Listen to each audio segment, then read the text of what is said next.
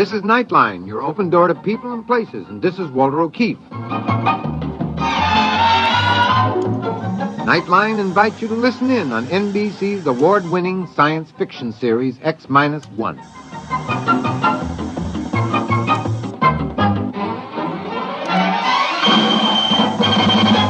Now escape to a world of the future. Countdown for blast off. X-5, 4, 3, 2, X-1, fire.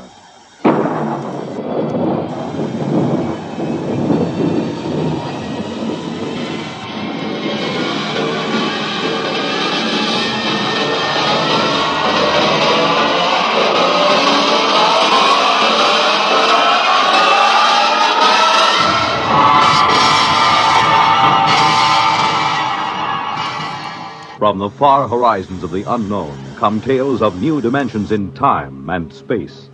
These are stories of the future, adventures in which you'll live in a million, could be years, on 1,000 maybe worlds. The National Broadcasting Company, in cooperation with Galaxy Science Fiction Magazine, presents X minus 1.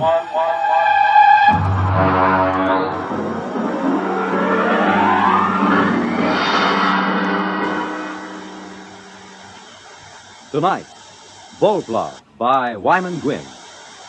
But first, hear this. Hello, I'm Dorothy Olson, singing schoolteacher on NBC's big weekday musical show, Bandstand. But right now, I'd like to talk to you parents. I'd like to ask you a few questions as you're getting ready to send your youngsters back to school. Are you helping your child get the most out of his school? Do you make his home conditions favorable enough for him to do his homework? Do you show an interest in his schoolwork? Remember, your child's success in school, and later on in life, depends to a large degree on your attitude towards his schooling today. And there's another important thing. Everyone needs a good send-off in the morning, and that goes for children, too. Be sure your children have a substantial breakfast and a cheery goodbye before they head for school each day. Remember, you can't expect your child to do it all himself. Encourage him in his schooling, both in your attitude and in your actions as he goes back to school this fall.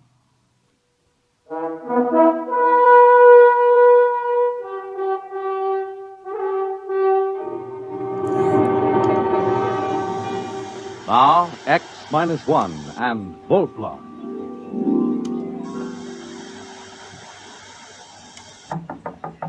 Lunch here. Oh, I'll be right there. Come on, you old hermit. I have a buffet on the terrace. I'm coming.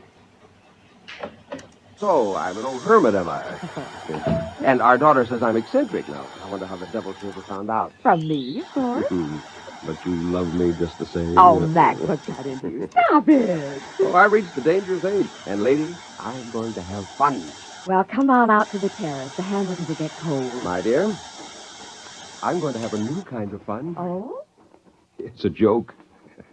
I'm going to play a tremendous joke on the whole world.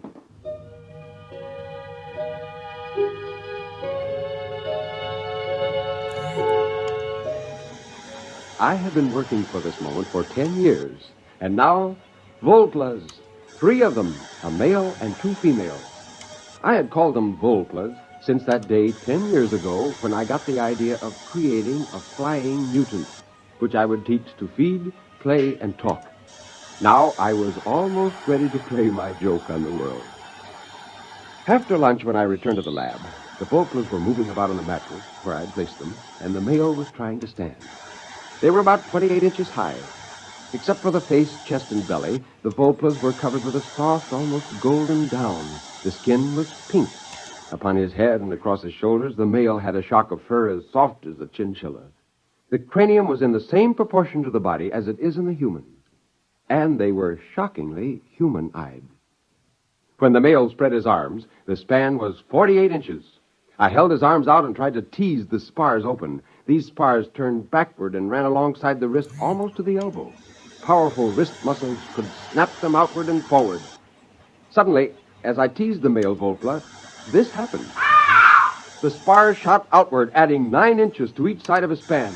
The lateral skin, that had until now been resting in folds, was tightened into a golden plane that stretched from the tip of the spar to his waist.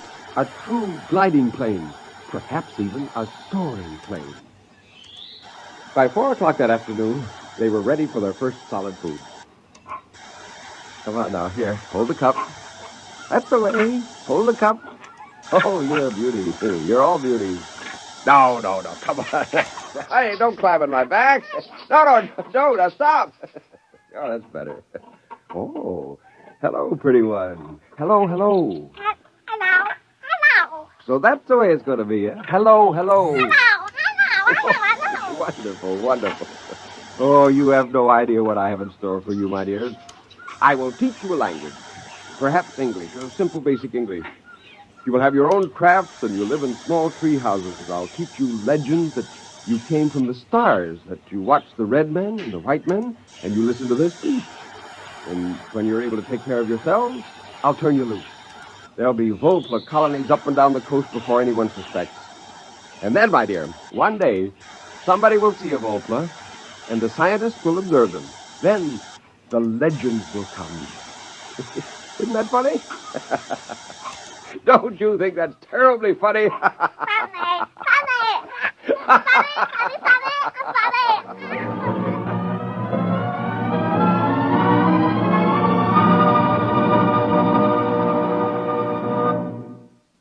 You're listening to Volpla.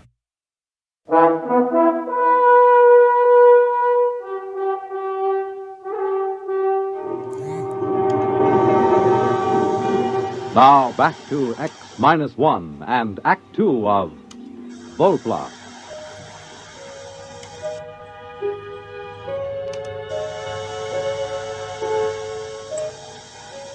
I used the metabolic accelerator to cut the Volpla's gestation down to 1 week, and I used it to bring the infants to maturity in 1 month.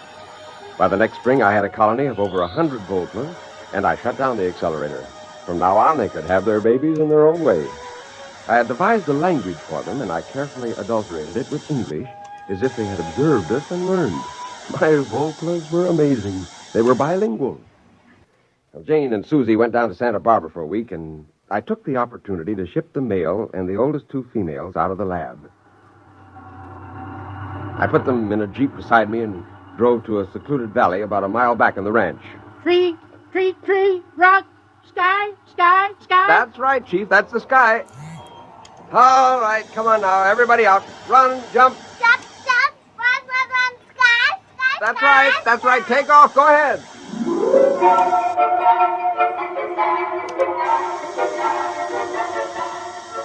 He spent about 2 hours chasing the 2 girl Volplas around, and then he made a leap for one. And when he spread his arms, his spars snapped out, and those golden planes sheared into the air. Sky. He sailed over her, and he rose up, and he hung in the breeze for a long moment, 3 feet above the ground. Fly. That's right. You can fly. Oh, fly.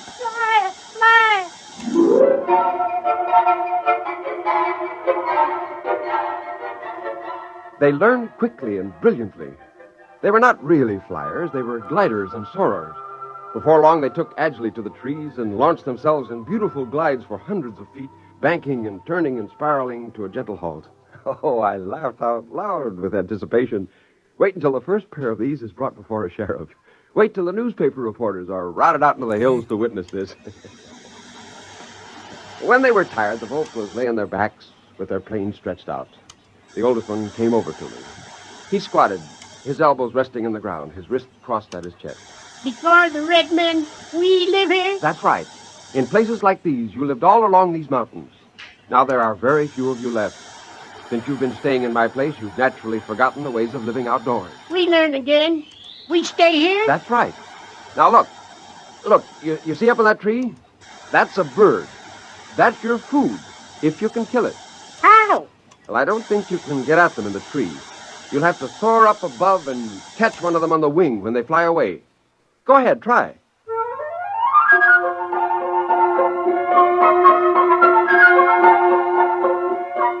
He climbed the tree and launched himself and caught a warm updraft from the hillside. In no time, he was about 200 feet away. He began working his way, crisscrossing back to us, and then suddenly he dived. He caught the bird! He caught the bird! Bird! We eat! Yes, you eat this. I'll show you how to build a fire.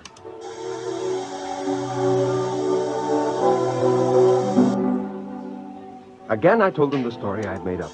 How they came long before the red men in a ship from the stars. I taught them to point to the planet Venus and say that was the star they came from.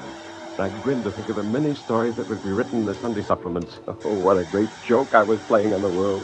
We came from a star before the red men? From the star? Yes. The next week, I brought all the Volplas out to the oak wood. There were 107 men, women, and children. By the end of the week, they were scattered over 4 square miles of the ranch. They hunted sparrows and cooked them over tiny fires. The little creatures delighted me more and more. For hours, I could watch them play. I could sit all afternoon and watch them at work in a tree house, quite forgetting to go home. Well, how does the mighty hunter who now returns from the forest? Fine. Oh, I've been enjoying the local animal life. So is our daughter. What do you mean? She has 2 of them up in her room. 2 what? I don't know. What do you call them? I went up the stairs 3 at a time and burst into my daughter's room. There she sat in her bed, reading a book to 2 Volplas. Hello there, King Arthur. What's going on here? Well, nothing, Daddy. We're just reading like we always do. Like always. How long has this been going on? Oh, weeks and weeks. How long has it been since that first time you came here to visit me? Weeks and weeks. But you're teaching them to read. Oh, of course. They're such good pupils and so grateful. Daddy, you won't make them go away, will you? Oh, Jane, why didn't you tell me such a thing like this was going on? Now, you listen to me, mister. Your whole life is a secret from us. Just what makes you think your daughter can't have a little secret of her Oh, own? fine secret. Didn't it occur to you that this might be dangerous? Those creatures are... Oh, Max, for heaven's sake, they're sweet, lovable little creatures without a harm in their furry little bodies. Now, don't get excited.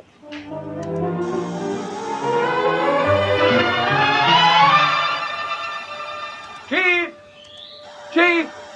Look, where are you? Here, first. Listen. Do you realize there are 2 Volplas in my daughter's bedroom? Yes, they go there every day. Is there anything wrong with that? But she's teaching them the words men put on paper. Yes, you told us men may be enemies. We wish to learn so we can protect. I have Thing here. Well, that's the San Francisco Chronicle. We've been taking it for some time from Box at your house. I have learned from the others. I can read most of this. It was terrible. The whole wonderful joke of the Volplas would be lost. But I knew what I would have to do. I'd have to explain that my family and I had found a colony of them in our ranch and taught them English and taught them to read. I was stuck with that. Men are dangerous. They will shoot us with guns if we leave here. No. Now listen. When they know who you are, they'll leave you alone. Now, you must disperse all your families at once. Send them far away and spread out. No, we cannot leave these woods. Men would shoot us. But I'm telling you... Perhaps you are not a good friend. Perhaps you have lied to us. Why are you saying we should leave these woods? But it's important. The whole... I mean, you'll be safer. We will decide.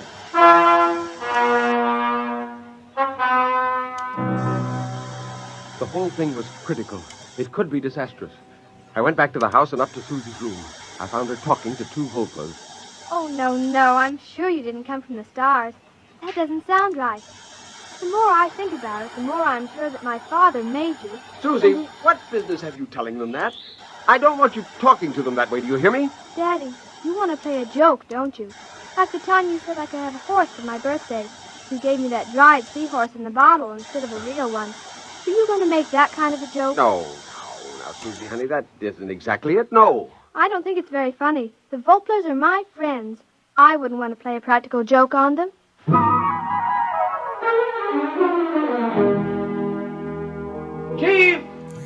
Chief, where are you? Chief! Oh, confound it, the fires are out, none of them around. Chief, are you up there in that treehouse? Where are you? Where are all of you? You've got to listen to me. I made you. The joke, the whole joke is spoiled. Where are you? Chief! Volplas! Volplas!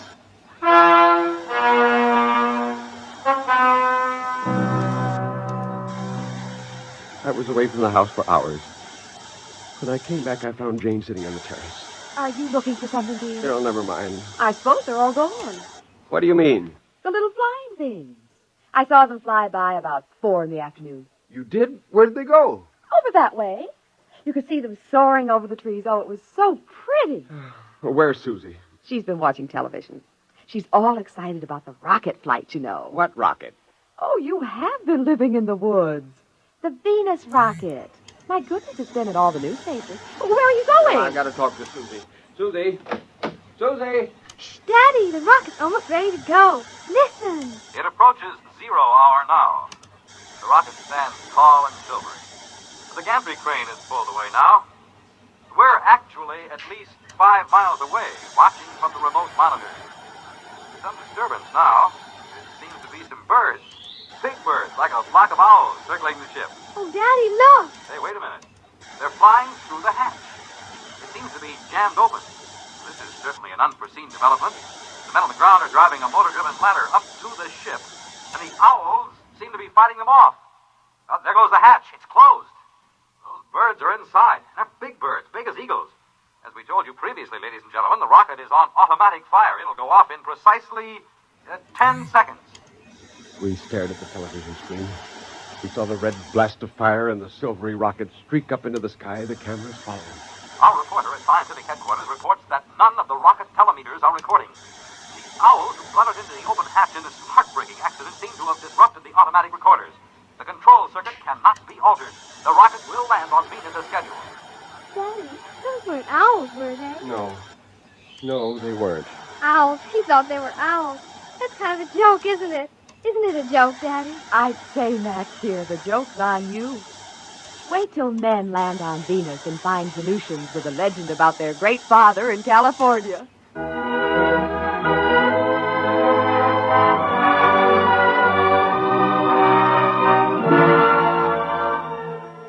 Of course, they left me a note.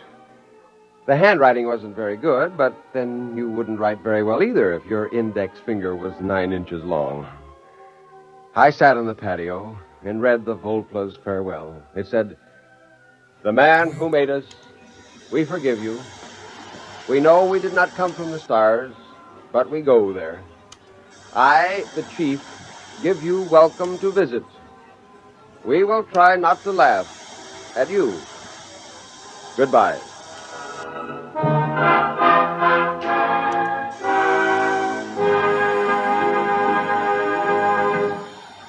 Fred Collins speaking. And I'll have a word for you about tonight's X-1 in a moment. Say, Bert Clark, my true story is coming our way.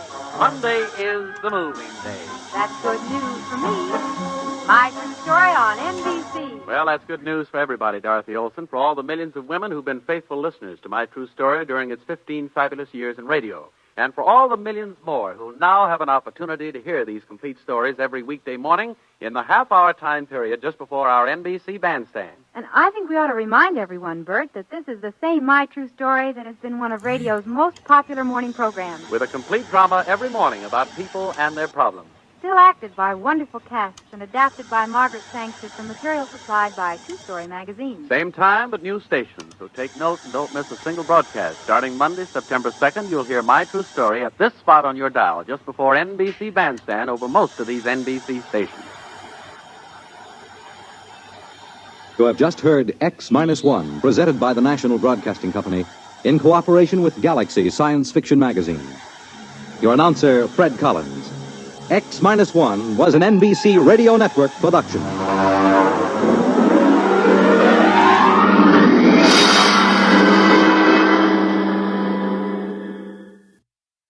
There's excitement in the air at night, and Nightline brings it to you. Hear Nightline with Walter O'Keefe, next on most of these NBC stations.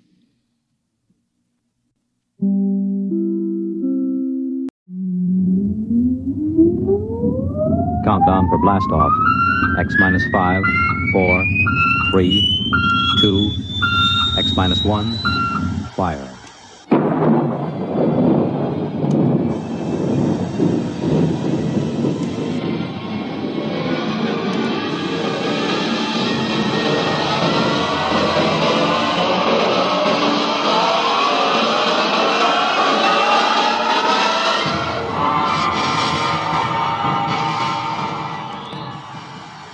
from the far horizons of the unknown come tales of new dimensions in time and space. These are stories of the future, adventures in which you'll live in a million could-be years on 1,000 maybe worlds. The National Broadcasting Company, in cooperation with Galaxy Science Fiction Magazine, presents X minus 1.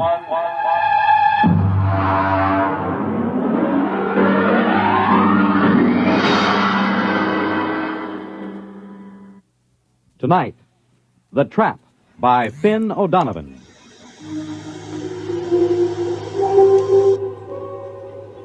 Samish, I am in need of some assistance. The situation is potentially dangerous, so come at once. It shows how right you were, Samish, old friend. I never should have trusted a Terran. What a sorry mess, Samish, and the plot seemed so foolproof. Hey, Thurston. Thurston, get up. Get up, come on. What's the matter? Why? Come on, it's daybreak. Now, there's good news. Let me alone. Oh, come on. You don't want to sleep through our vacation. The bird's on the wing. It's 5 o'clock in the morning. 5 o'clock in the morning in the Adirondacks is the middle of the day. What's the weather out? Oh, it's raining. For crying out loud. Oh, don't go back to sleep. It always rains on the first day of vacation.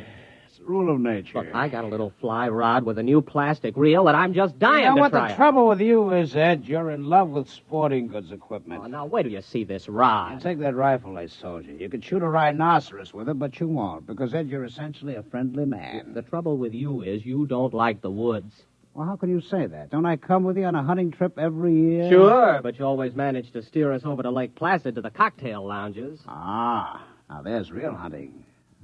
Now, there are trophies to bring back to the city. None of your paltry brown bears or black bears. Oh, come on. Now, Thurston, I came up here to the mountains to hunt. Have a drink.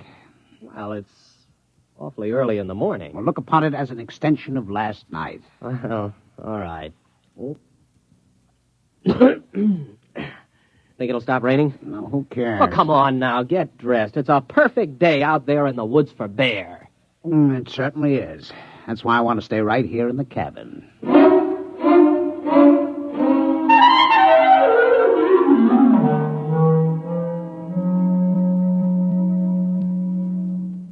Ed. What? Pass the canteen? It's empty. Well, open up one of the bottles and pour it in. Why don't you take it straight from the bottle? What, on a camping trip? Pour it in the canteen. Okay. Hey. Now, this is what I call a hunting trip. Well, you haven't been outside the cabin. Oh, come on, Thurston. Can't we go out just to hunt something, even if it's just a little rabbit? Look. It stopped raining. Close the door. Now, you let some of the fumes out. Did you fill that canteen yet? Hey, look at this. What? Right by the door. How many times have I told you not to leave your collapsible cook stove where I can step on it in the night? It isn't. What is it? I don't know. It's made out of metal. It's just sitting here in the doorway. It says, trap on the top. What? Trap. Where'd you buy that? I didn't. Well, I certainly didn't. Hey, there's a tag on it. Dear friend, this is the new and revolutionary design in a trap. To introduce the trap to the general public, we are giving you this model absolutely free. You will find it a unique and valuable device for the capture of small game, provided you follow precisely the directions on the other side. Good luck and good hunting. Well, now, what do you think of that? Pass me the canteen. If this isn't the strangest thing, do you suppose it was left during the night? Who cares? Well, aren't you interested? Not particularly. It's just another gadget. I've got 100 like it. That bear trap from Abercrombie and Fitch, the jaguar horn from Battlers, the crocodile lure. Well, I've never seen a trap like this. It's pretty clever advertising to just leave it here. They'll bill you for it eventually. You care for the canteen? Oh, thanks. Look at this thing, Thurston. Do I have to? Well, there are instructions on the other side. Quote, take the trap to a clearing and anchor it to any convenient tree with the attached chain. Here's the chain, all right. Press button 1 on the base. This primes the trap. Wait 5 seconds and press button 2. This activates the trap. Nothing more is required until a capture has been effected.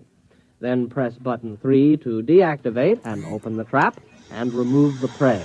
Warning, keep the trap closed at all times except when removing the prey. That's goofy. No opening is required for the prey's ingress, since the trap works on the principle of osmotic suction and inducts the prey directly into the trap. Somebody's been at that canteen before. No, that's what it says. What won't they think of next? Osmotic suction. Pass the canteen back. I'm going to set it. What, the canteen? No, the trap. Come on, help me. Ah, now that's the trouble with you. You're always cluttering up a hunting trip with hunting. Come on, take this in. All right. If it makes you any happier. Hey, boy, it's cold. Come on, we'll carry it over to that tree. It's heavy. Yeah. Here, let's put it down here. You think we really ought to fool with it? Of course. Maybe we can catch a fox. What will we do with a fox? The fun is in the catching. Here, take the end of the chain. Hey, look out. You got your foot in it. Yeah, I guess it snaps in here. Oh, there it is. Let's get back to the cabin. The great outdoors depresses me. Wait a minute. I've got to press button 1. Hey, it's glowing. Yeah. 3, 4, 5. Now button 2. Well, I guess we just leave it. Well, come on back to the cabin. All right. It is time for breakfast. It certainly is. Pass it to me and don't spill it.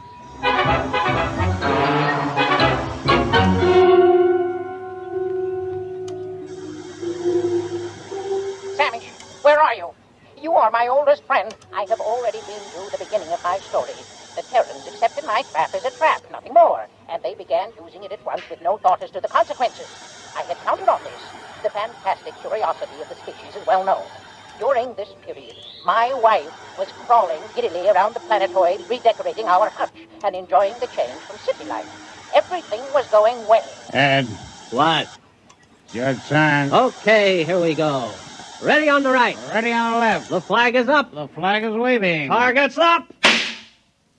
You missed. Oh, Thurston, couldn't we just pull the cork out instead of trying to shoot off the neck? Oh, certainly not. This is a hunting trip. You can pull a cork off in the city. I have often corked off in the city. Ed, why don't you shut your trap? Trap. Why don't... Thurston, the trap.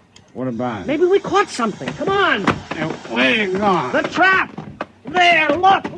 We got something. We've caught something. Come on, look inside. What is it, huh? It's a rabbit. You sure? Well, look at it. That is not exactly a rabbit, Ed. It's the size of a rabbit. But it's bright green. Ed, no more rum before breakfast. No, siree. Starting tomorrow. Hand me the canteen. What do you think it is? Could be a rabbit. Green? With lobster claws? And eyes on stalks? Well, then again, it might not be a rabbit. I think it's a new species. We'll have to build a cage and then find out what it eats. As long as it doesn't drink. You don't suppose it drinks, does it? No, it doesn't look like a drinking type. No, Ed, I'm not going to share my vacation with a green rabbit with lobster claws. Probably has dirty habits. There's something really unnatural about that trap. It's inhuman. I'll bet they said that about Ford's electric light and Edison's car and the telephone invented by Alexander's ragtime band. Are you sure about that? Oh, sure. I saw the movie. Come on. We'll build a cage, and then we'll set the trap again. Okay, but we better go back to the cabin. What for? Better refill that canteen.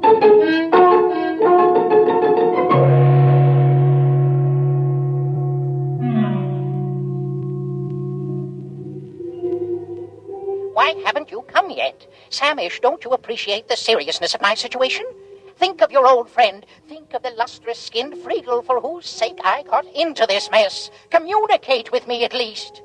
The Terrans used a trap, which of course was not a trap at all, but a matter transmitter.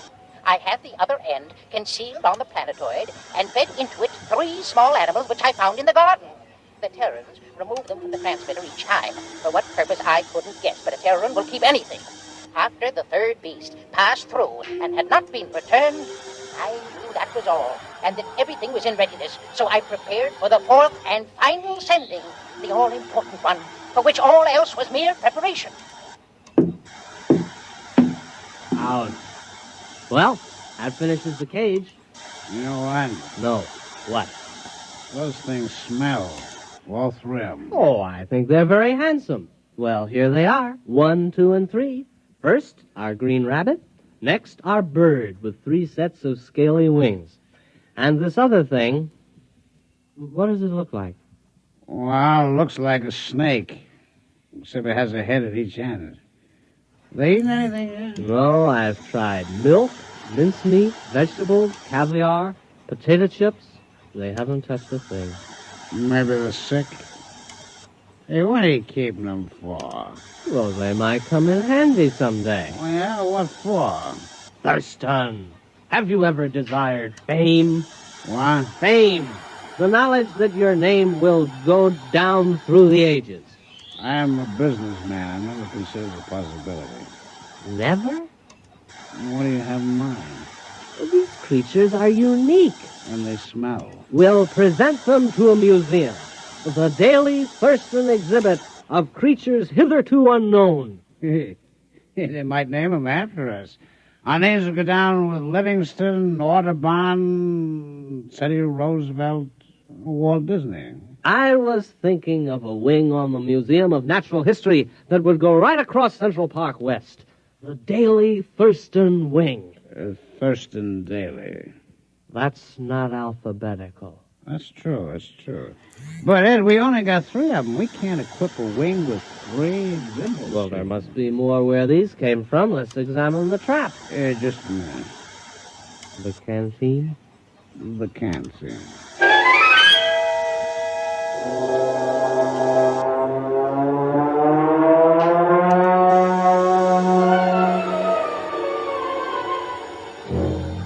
We've got something. There it is. Look, it's about 3 feet tall. A big one. Uh-huh. A small green head and a forked tail. Oh, look at him, waving something on top of his head. Well, the rest are quiet. Maybe this one's dangerous. Huh? We'll handle it with nuts. Nuts? Well, nets. Oh, nuts. All right. And then we'll have to get in touch with the museum. Thurston, take a telegram. All right. Museum of Natural History. Dear sir. Or madam. Have discovered at least 4 animals, which I suspect to be new species stock. Have you room for suitable exhibit stock? Signed, your friend Ed. Isn't that signature pretty informal? You're right. Make it, your good friend Ed. We better go back and build a cage for this latest one. It looks awfully exciting. I think we'll make this one strong. Oh, this last specimen is the cream of our collection. Look at it. Its head is turning pink. It looks mad, doesn't it? Well, you'd be mad, too, if you were trapped by osmotic suction. Say that again. Osmotic suction. Here, you take the canned seat. I'm way ahead of you.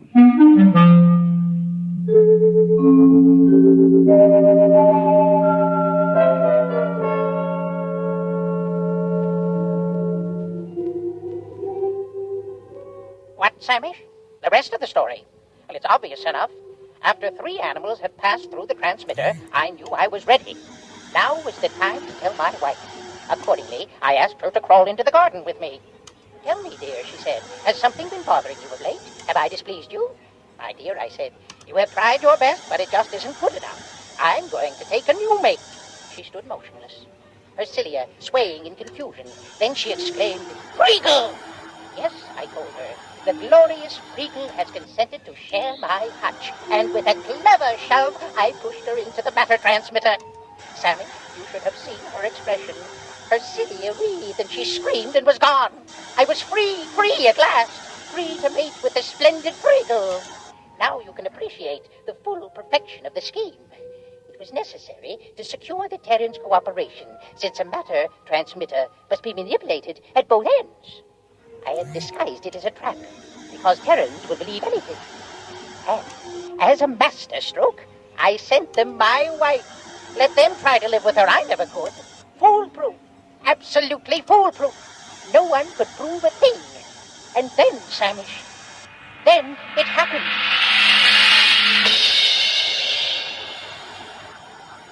Did you get the cage finished? Yeah, our fourth animal is snug as a bug in a... It doesn't matter. Boy, it's a mad one, though. I couldn't help feeling it was trying to tell me something. Come on. Here's a trap. It's empty. But it is. It's empty. You suppose something's wrong with it? Maybe there's nothing else to capture. Oh, that's silly. Why would it capture 4 animals and then stop? I've pressed all the buttons in the right way. Maybe the battery's down. Osmotic suction doesn't work on batteries. How do you know? Did you ever hear of osmotic suction working on batteries? No. You see? There you are. Why, you got something there. Oh, I know. What?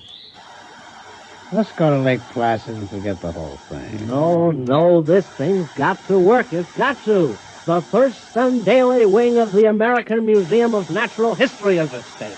Would you want that vast edifice across Central Park West to remain empty? No. Would you want the Daily Thurston wing to be rented for a garage? Or a roller skating rink? Oh, horrors, no. It's got to work again. I'm going to open the top. Yeah, look out. No, let's just see what's inside here. Ah! My hand. It's gone. My hand. No. It's right there on the end of your arm. Oh, well, when I put it in the trap, my hand disappeared. You know what would do you a lot of good? A little rest in Lake Placid. I know a fine restful cocktail lounge. No. Look. I'll try it again with both arms. Ah, look. No hands. Very clever. I see how it works. Thurston, those animals didn't come from the Adirondacks at all. You mean they're imposters? They came from wherever my hand is. Where's your hand? I don't know.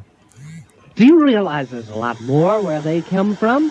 Thurston, the future of the Daily Thurston wing is assured. Give me a hand up. And what are you going to do? I'm climbing into the trap. Oh, don't do that. You don't know what's in there. Here I go. There goes my feet. Hey, wait a minute. Here's a canteen. Let's have one for the road. All right. Wish me luck. I still don't think you should do it. I do it for science and the Daily Thurston wing. Why do you hold your nose? I got sinus. Here I go.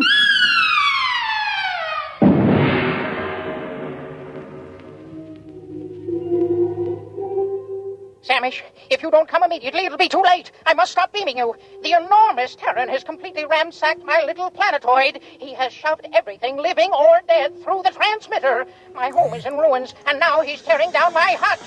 Samish, this monster means to capture me as a specimen. There's no time to lose. Samish, what can be keeping you? You, my oldest friend, you who... What's that? Samish, what are you saying? You can't mean it. No, not you and Friedel. Reconsider, my old friend. Remember our friendship. Remember...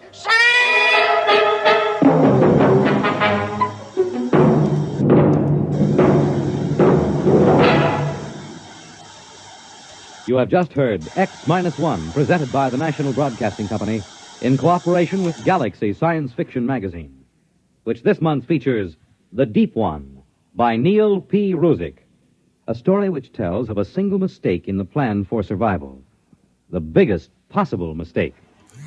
Galaxy Magazine on your newsstand today. Tonight, by transcription, X-1 has brought you The Trap, a story from the pages of Galaxy written by Finn O'Donovan and adapted for radio by Ernest Kenoy. Featured in our cast were Donald Buca as the voice, Ralph Bell as Thurston, and William Redfield as Ed. This is Fred Collins. X-1 was directed by Daniel Sutter and is an NBC Radio Network production.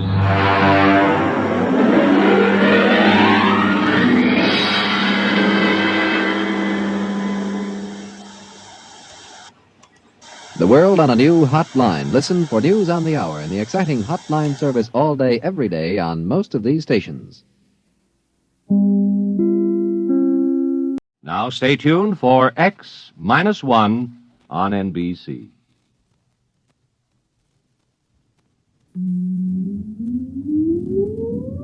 Countdown for blastoff.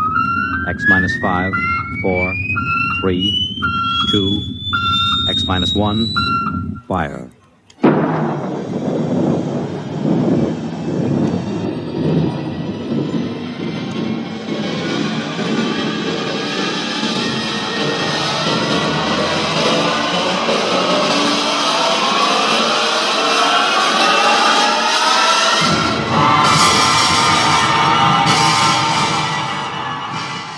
From the far horizons of the unknown come transcribed tales of new dimensions in time and space. These are stories of the future, adventures in which you'll live in a million, could be years, on 1,000 maybe worlds. The National Broadcasting Company, in cooperation with Galaxy Science Fiction Magazine, presents X minus 1.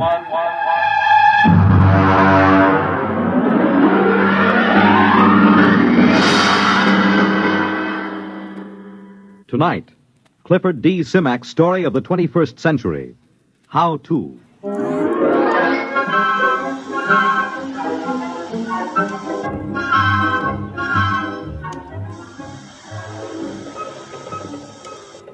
Build your own three-dimensional color TV set. Complete kit, screwdriver assembly in 3 hours. Nah, I've done that. Well, let's see. A dog is man's best friend. Build your own dog. Complete kit, spaniel model, only $250. Yeah, hey, that's it. My next project.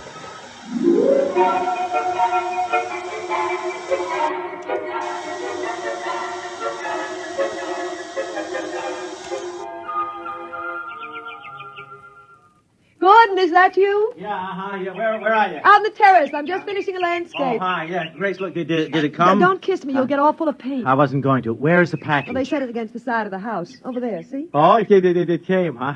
I want to look at it. I would have put it down in the basement, but I couldn't lift it. Hey, this is pretty heavy for a spaniel. I can't lift this myself. Well, I'll start dinner as soon as I finish this part of the picture. I want to get the grass while the light's right. That's all right. So no hurry. I want to examine the kid anyhow. Of course, if you didn't waste our money on things like dog kits, maybe we could afford a robot, and I wouldn't have to cook. Yeah. All right. There. That should be enough for now. The light's beginning to get tricky. Good night. You're not going to open that thing here on the terrace. Now, you make a mess. I just want to see the parts. You know, this thing's too big and heavy to be a dog kit. Maybe it's a Great Dane. No, it can't be. Look, here's the shipping tag.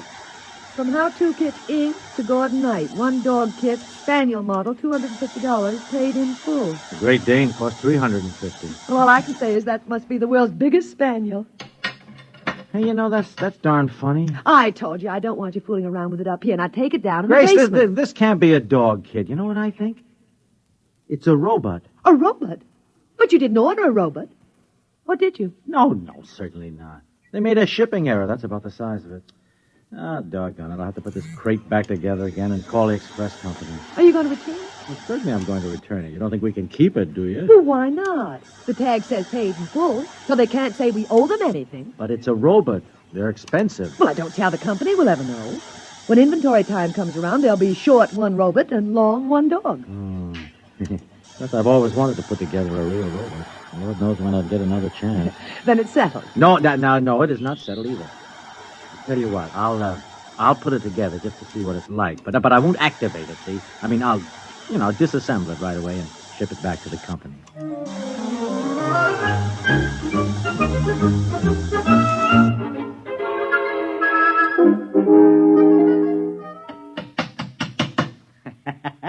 Well, there we are. Grace, look at it. Isn't that a beauty, though? You finished? Well, all but the activating. Oh. Grace. What? You know, I was just thinking, how do I know I've got all the parts adjusted properly? I haven't the remotest idea. No, I mean, the only sure way would be to test it. You mean activate? Well, only for a minute or two, you understand? I mean, just to be sure. Then what? Well, then I'll disassemble it, naturally. Well, all right. As long as you don't take too long. No, I'll have it in a jiffy. Now, here, look. Oh, you see, all I have to do is just put on the activating plate. Yeah. And turn this lock nut in like so. Now, wait a minute. Just adjust the automatic current control. Huh? Yeah, there. Now, that should do it. Now, stand back. I'll turn it on. I hope it works. Oh, it'll work. I followed the directions to the letter. You ready? Now. It works! Yeah, I'll have to oil that joint. Wait. Grace, it's moving its head. My name is Albert. I am a robot. What is there to do? Well, it certainly has a nice voice. Now, take it easy, Albert. Just sit down and rest, and we'll have a little talk. There's no need to rest. I was made to work. Well, as long as it doesn't need to rest, I can think of 100 things for it to do. Now, there's the house and the garden and the lawn. No, look, Grace. I wonder if he could learn to cook. A robot can be taught to do anything a person can do. Oh. No, hold on a minute, Albert, please, and listen to me. We can't keep you understand? I mean, you were sent here by mistake. But, I mean, as long as you're activated, there wouldn't be any harm in letting you do a few things. I can do anything. Good. The whole house needs a thorough cleaning. Grace. Then, of course, I'd like some new drapes for the study. No. And the kitchen hasn't been painted for 4 years. Then there's that leaky faucet. Oh, Lord. Oh, what's the matter? Attachments. There aren't any. Look, he can't do all that stuff without attachments. And they cost almost as much as the robot itself. Don't worry about attachments. Just tell me what's to be done. Well, you heard my wife. Oh, what about your grounds? Oh, I got 100 beat-up acres that need attention, but of course I realize that that's too much work, huh? Don't worry about a thing. I can fix it for you. I will make the necessary equipment. Make your own attachment? Don't worry about a thing. Yeah, but how? Oh, for heaven's sake, stop arguing with him and let him get to work. I'm not arguing.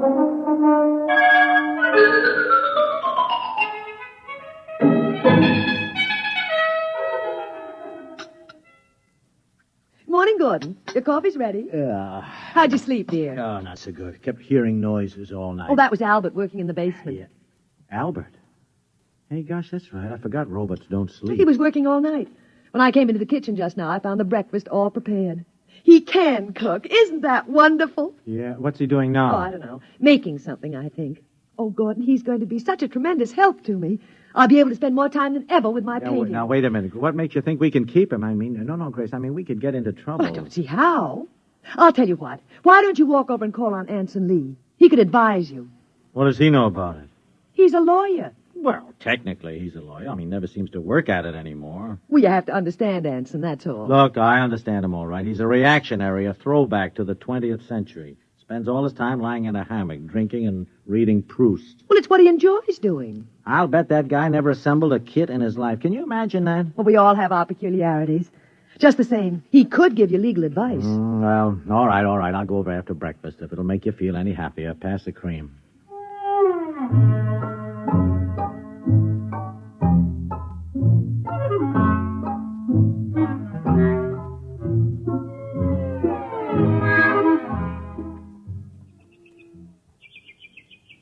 I'll have a drink night.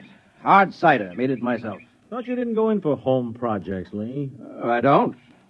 Making this cider was the first honest work I've done in years. I don't doubt it. Every time I get a yen to work, I look across at your place and I decide against it. How many rooms have you added to that house since you got it built? 8. Good Lord, think of that. 8 rooms. No, it's not hard once you get the knack. It's kind of fun. You just buy a how-to kit. Sure, I know. Just follow directions. That's right. Anybody can build a robot on a kitchen table. Well, no thanks. Well, why do you say that? What? I mean about building a robot.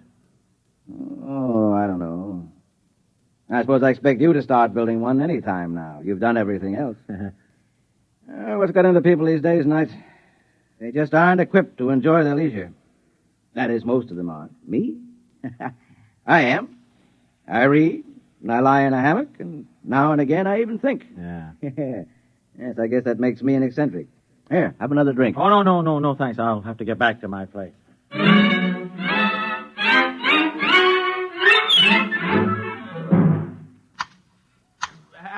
Albert! You call me, sir? Yeah, Albert, listen to me. Albert, I have reached a decision about you. But I'm not Albert, sir. Huh? You would hardly expect Albert to be clipping hedges. Well, if you're not Albert, who are you? Abe, Albert is down in the basement. Well, what are you doing? Where did you come from? If you wish to talk to me, you will have to move along the hedge with me. Oh. I cannot stop working. Oh, okay, move along. But where did you come from? Albert made me. Albert made you? And now he's down in the basement working on Alfred. Alfred? Another robot? Certainly. That is what Albert is for. He makes robots. Oh, no.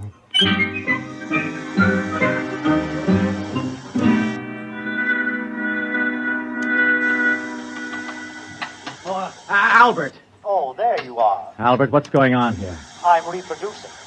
What? I have a built-in mother urge. I don't know why they named me Albert. I should have had a female name. Oh, but you shouldn't be able to make robots. Look, boss, you worry a lot. You want robots, don't you? Well, yeah, I guess everybody could use a robot. I make robots. I'm making all you need. Albert, put down that head and listen to me. I want to have a serious talk. Sure, boss. What's on your mind? Now, Albert, I just looked through your packing case and I found this tag. Look, it says X, 190. X, Albert. Don't you understand? That means you're an experimental model. That's correct. You were never meant to be sold. That is also correct. I know. Don't you see? That means trouble. I can't keep you. I've already taken care of that. How do you mean? I filed off my serial number and replated the surface. Well, why did you do that? So that they can't come around and take me back. They made me, and then they got scared and shut me off. But you're not afraid of me. You assembled me and let me go to work. I'm sticking with you, boss. Wait a minute. This could mean a lot of trouble for me, Albert. No trouble. They can't prove a thing. I'll swear that you made me. I'll not let them take me back. They will take no chances next time. They'll break me up for scraps. Oh, but look, if you make too many robots... Robots are useful. You need a lot of them in this place. Now, don't worry, boss. Everything will work out. Well... I'll take good care of you. Yeah. Now I must go back to work. Adalbert is nearly finished.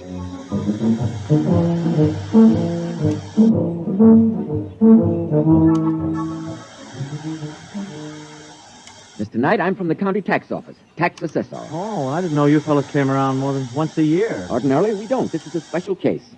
Oh? Made a lot of improvements in the place the past few days. Landscaping, painting, building. Well... Afraid I'll have to boost your assessment some. I see.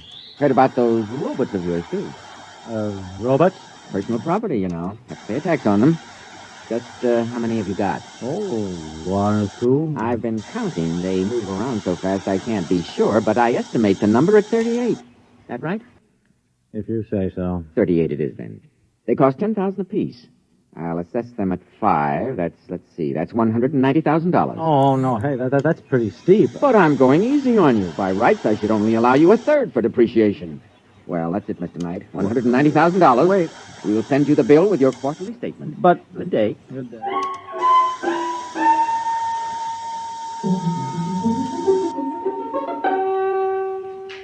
Albert, look, I've been holding off until we got the new landscaping job under control, but I can't hold off any longer. I mean, we got to start selling some of the robots. Selling? Yeah, 20 of them. That should do for a start. The tax assessor was here. I need the cash. You can't sell the robots, boss. Why can't I? Because they're my family, my boys. Named after me, all of them. Albert, I'm sorry, but that's ridiculous. They're all I've got, boss. You wouldn't sell your own children, would you? Well... All their names start with A, just like mine. Abe, Adalbert, Alfred, Adam, Aaron, Anton, Axel. All right. Don't go through the whole roll call. I mean, the point is I need the money. Don't you worry, boss. I'll fix everything. You have nothing to worry about.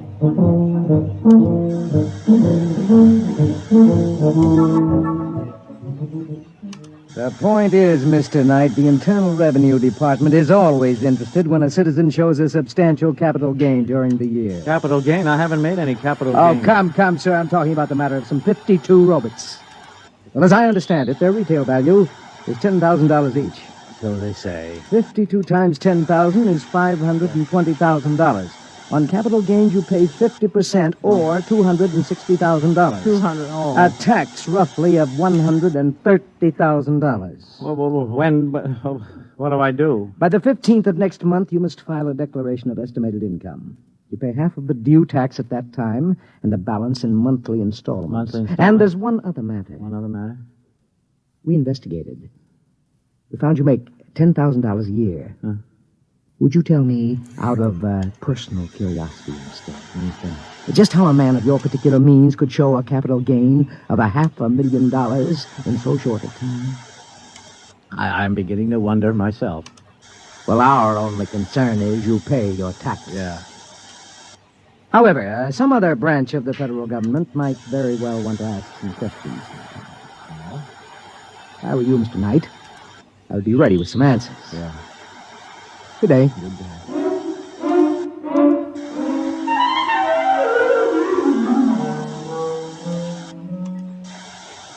Albert, now look, I tell you, this is a crisis. Do you understand it? Like it or not, I have got to sell some of your boys, a whole bunch of them. Boss, I told you not to worry. Not to worry. Listen, I just came from the income tax people. I owe the government a cool $130,000, and those boys don't fool around. I'm desperate. Money is no trouble, boss.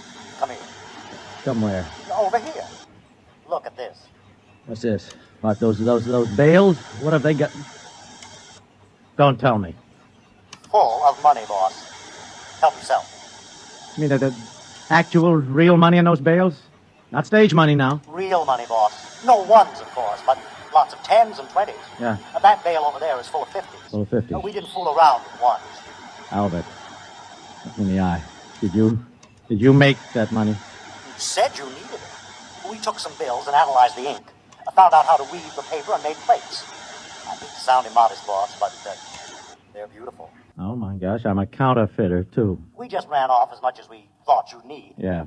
If it's not enough, we'll make some more. It's enough, not another dollar. Well, you're the boss. Albert, listen to me. There are laws in this country. I mean, you just can't go out and print money. That's a crime, don't you understand? Now, look, you take it all outside and burn it right up. You understand? And don't print any more. That is an order. Gordon, are you down here? I'm busy. I hate to disturb you, dear, but I thought you ought to know about the sheriff. I don't want to know the sheriff.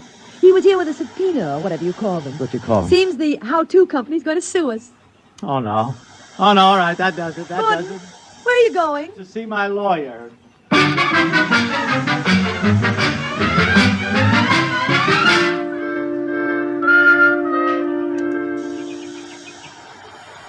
Well, offhand, old man, I'd say you were in quite a jam. I didn't have to walk all the way over here to find that out. The point is, Lee, what in the name of heaven can I do? Well, first, you'll have to file a declaration of estimated income. Even if I can't pay? Or especially if you can't pay. Technically, then, you haven't violated the law, and all they can do is to try to collect what you owe. Yeah. They'll probably slap an attachment on your bank account. What bank account? I'm broke. Oh.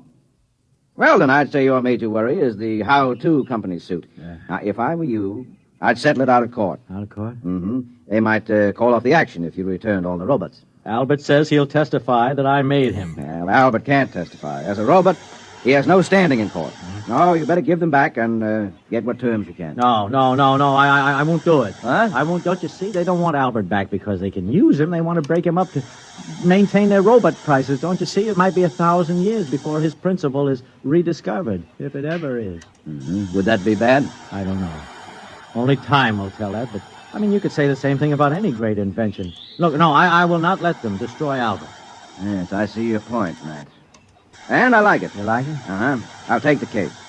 Now, of course, I ought to warn you, I'm not a very good lawyer. I know. I don't work hard enough at it. But I do have a chance, huh? In all my practice at law, Knight, I never saw a man who had gotten himself as fouled up as this. No. I'd say your chances are nil. Yeah. Boss? It's Albert. Boss, I heard about the suit. Yeah, it's all right, Albert. Mr. Lee here is going to handle our case. We robots want to help. I'm afraid there's not much you can do. Oh, yes, there is. I'm building a lawyer robot. He's building a lawyer robot. With far greater memory capacity than any human. And with brain computers that operate on logic. And that's what law is based on, isn't it? Logic. Well, so I've heard. But it won't work, Albert. To practice law, you must be admitted to the bar. To be admitted to the bar, you must have a degree in law and pass an examination. And although there's never been an occasion to establish a precedent, I suspect the applicant must be human. Lee, wait a minute. What about law clerks? I mean, they don't have to be human. Well, I'd say that was completely true. Yeah, then Albert's robots can be clerks. Mm-hmm. Well, could be. See what I mean? Yes. It's never been done, but there's nothing in the law that says it can't be done. Then it's settled. I'll make a dozen to start. Each one will be an expert in one phase of the law. Boss, you're going to have the most powerful battery of legal talent ever assembled under one roof.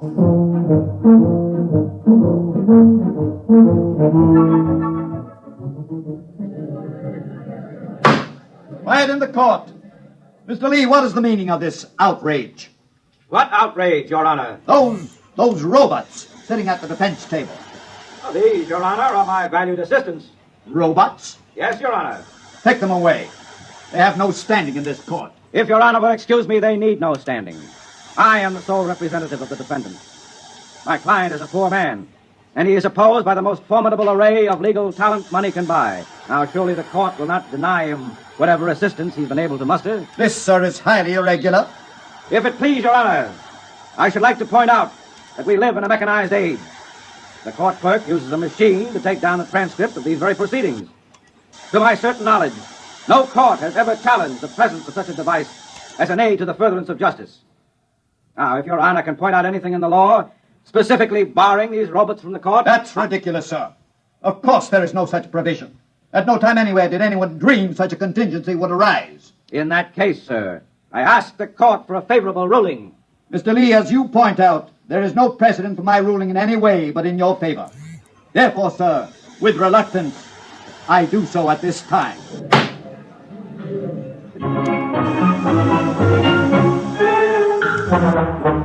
And what kind of a day has it been? It's a day in which a new kind of trial has suddenly captured the imagination of the public. A trial in which a man accused of misappropriating a robot has brought into court a whole battery of robots to aid in his defense. To give validity to their argument, Your Honor, it must first be proved that these robots are, in fact, the property of the plaintiff. That is the issue at trial in this case. So, in the now famous robot case, the issue has come down to this. Was the robot stolen or was he liberated? It is a far-reaching question indeed.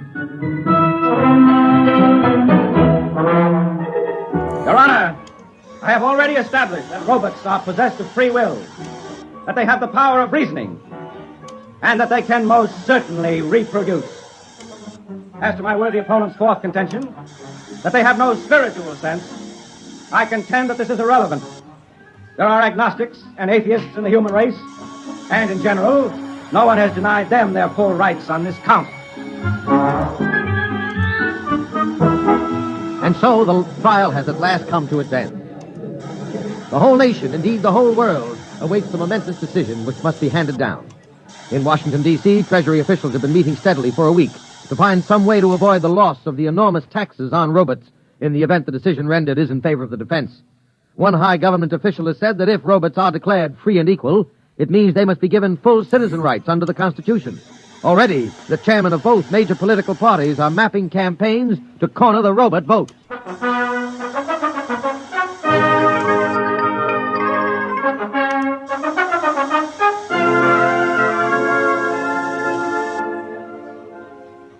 Welcome home, darling. Yeah, thank you. But what's going on here, Grace? I had more trouble getting into my own home than into the Pentagon. Oh, you mean the robots? They've set up a defense perimeter. A defense... Uh-huh. Albert. Hello, boss. Welcome home. Albert, what is the meaning of all the barbed wire and the rocket launchers? Just precautions, boss. We're ready for any situation. Such as? Oh, like a mob deciding to take justice into its own hands, for instance. Or if the decision goes against us? That too, boss. Dear, you two go on and talk. I've really got to get back to my painting. I have a beautiful still life that I simply got. Yeah, finished. Albert, listen. You can't fight the whole world. We won't go back. Our two kits incorporated will never lay a hand on me or any of my children. Albert, this is madness, don't you understand? They'd get you with one bomb. And me, too. Better to die fighting, boss, than to live in chains. I don't know. That's our motto. No matter what happens, we're ready for the decision.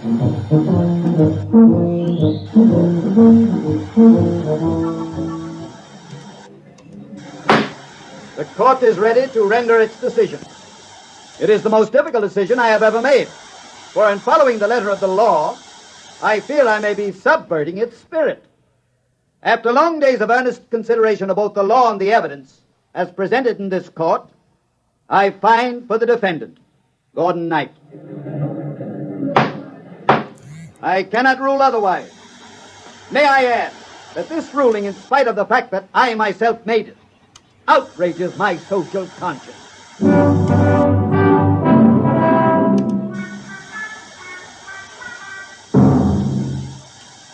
You did it, boss. You did it. We're free. Yes, Albert. We sure did it. Where's my wife? In the studio, painting. Not another landscape. Her fifth this week. She's doing very well. Yes, isn't she? And I am working on a new robot for her. A painter. Soon she won't have to bother doing it herself. That's nice. And you won't have to do anything anymore either, boss. Oh? Not a thing. Oh? We're going to take care of you from here on out. Thanks. Did I tell you about my new children yet? No, I don't think so. Alice, Angeline, Agnes, Agatha, Alberta, and Abigail. Daughters? 6 of them, boss. And all with a built-in reproducing instinct just like mine. Oh, no. They're down in the basement now turning out robots. Great. We've got everything worked out for you, boss. You won't have to worry about a thing for the rest of your life. No, Albert. Not a thing.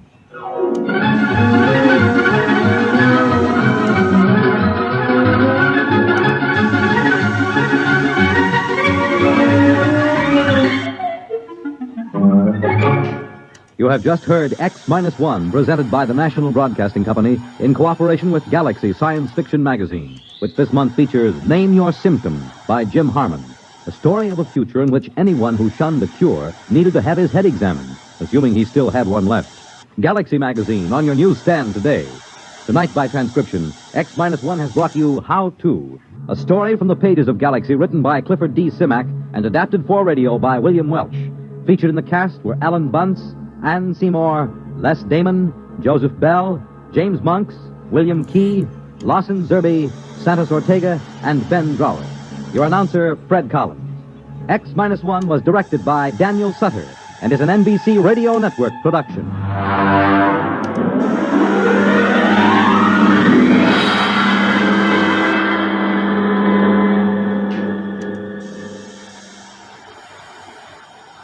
Hear politics and primaries, Dateline, Illinois, and Wisconsin, tonight on NBC Radio.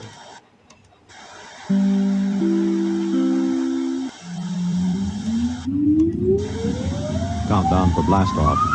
X-5, 4, 3, 2, X-1, fire.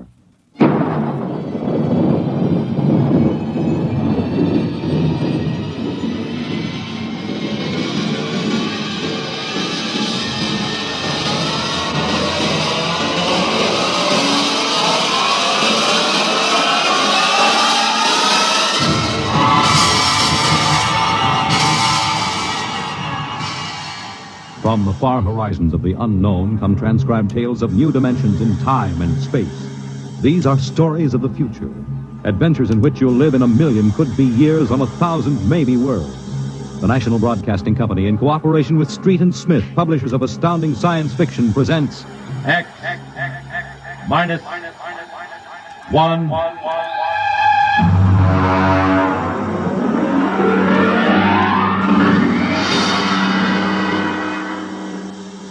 Tonight, the Ray Bradbury story entitled, And the Moon Be Still as Bright.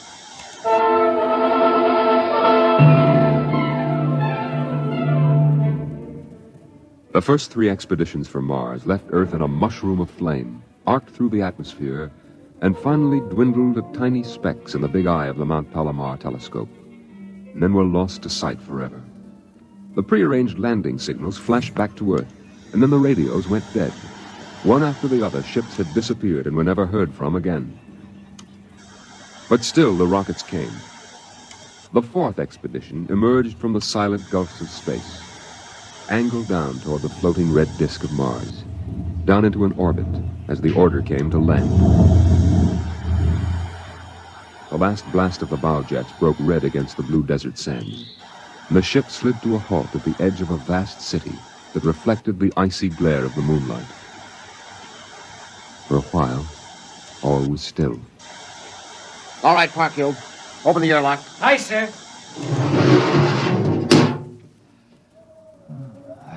Fresh air. Hey, it's cold out here. Who cares? We got here. I thought I'd never hit solid ground again. Hey, how about a fire, Captain Wiley? It's freezing. Later. We have work to do.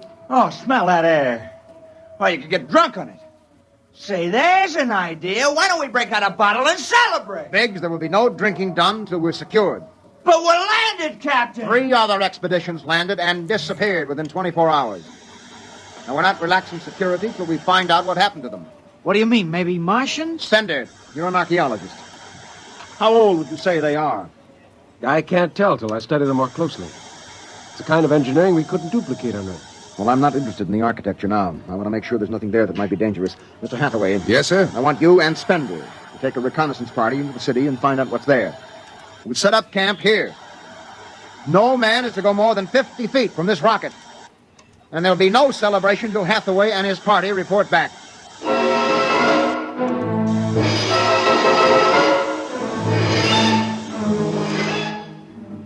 In the sea bottoms, the wind stirred along faint vapors, and from the mountains, great stone visages looked upon the silvery rocket and the small fire.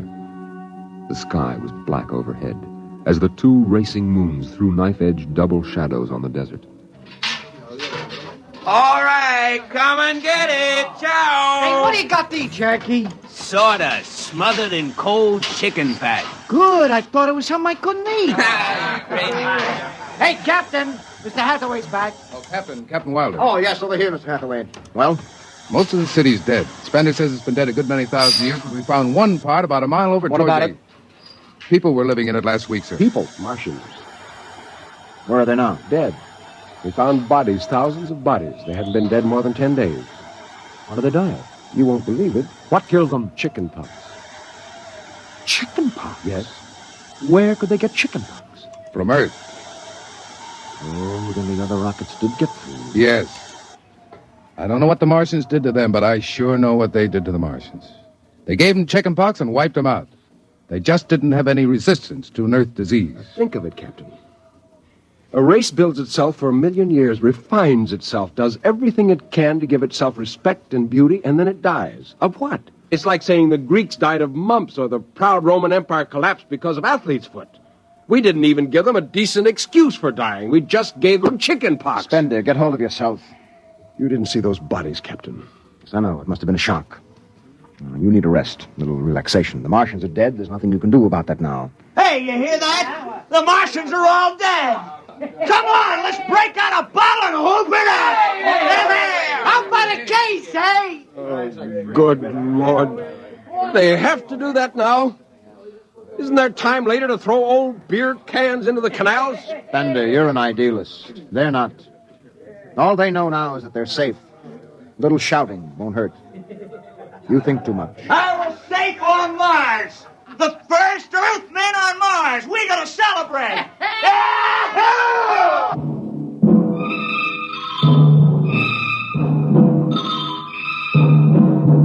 20 bottles were opened and drunk. The voices got louder. The earth laughs and shouts echoing across the empty Martian sands. Spender listened to the wind over his ears, cool and whispering. He felt the land getting cooler. The stars drew closer, very near. The air smelled clean and new. He looked at the cool ice of the white Martian buildings over there on the empty sea lands. Oh, what a woman! Oh. Hey, what do we do with these empty bottles? Save them, stupid. There's a 2-cent deposit. Throw them away! Hey, wait. How about that building? 2 to 1 on a buck, I can heave one right through that window. You're up! All right, here goes. Oh, die! Hey, double or nothing on the next shot. Put that bottle down, Biggs. Who's there, Mr. Spender? Stop smashing those windows. What's the difference? The planet's ours now. I guess I can do anything with it I want. Drop that bottle or I'll knock your teeth out. Yeah? Hey, just watch me. I warned you, Big. Hey, come on. Hey, what's going on here? Spender! I hit him. He's crazy, Captain. He just walked up and slugged me. All right, then. Spender, you come with me. Now, suppose you explain. What was the idea? The noise, the drunken brawl. Spender, the men are tired. This has been a long trip. And you have a different way of seeing things. No, I'm seeing things all right. I'm seeing how we'll ruin Mars. We'll rip it up and rip the skin off the way we've already ruined Earth. Is that why you hit Biggs? Yes. I couldn't stand the idea of them watching us make fools of ourselves. Them? The Martians. They're dead. They're all dead. If they know we're here. Doesn't an old thing always know when a new thing comes? We've come a long way to smash their windows and spit in their wine. Well, maybe you're right. But I'm still going to fine you $50 for that fight. Now, come on, Spender. Suck in your chin. You go back there and play happy.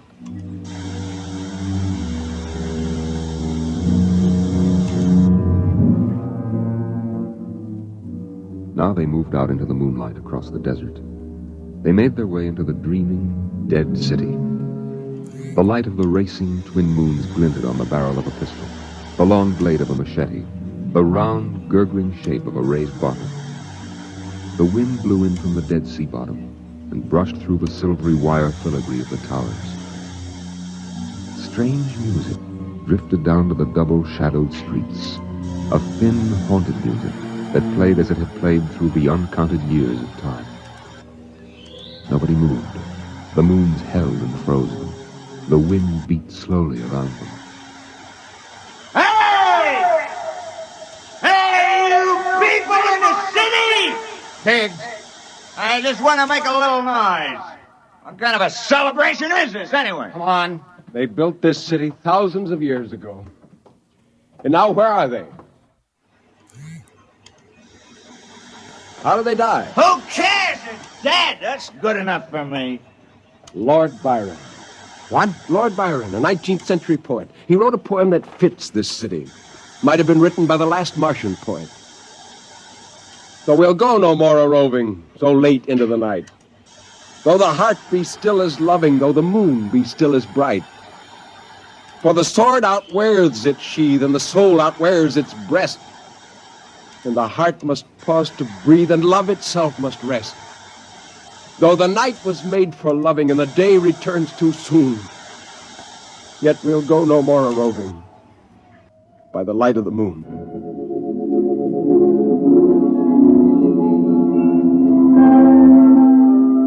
Without a word, the Earthmen stood in the center of the city. It was a clear night. There was not a sound except the music of the wind. At their feet lay a tiled court, worked into the shapes of ancient animals and images. They stood there, silvered by the double moons beneath the crystal towers of Mars. And then Biggs was sick, and the sour stench of liquor filled the cool air. The men of Earth had come to Mars. And Spender turned and walked away into the city, alone in the moonlight, never once stopping to look back. It was a morning that might have been a Monday, or a Tuesday, or any day on Mars.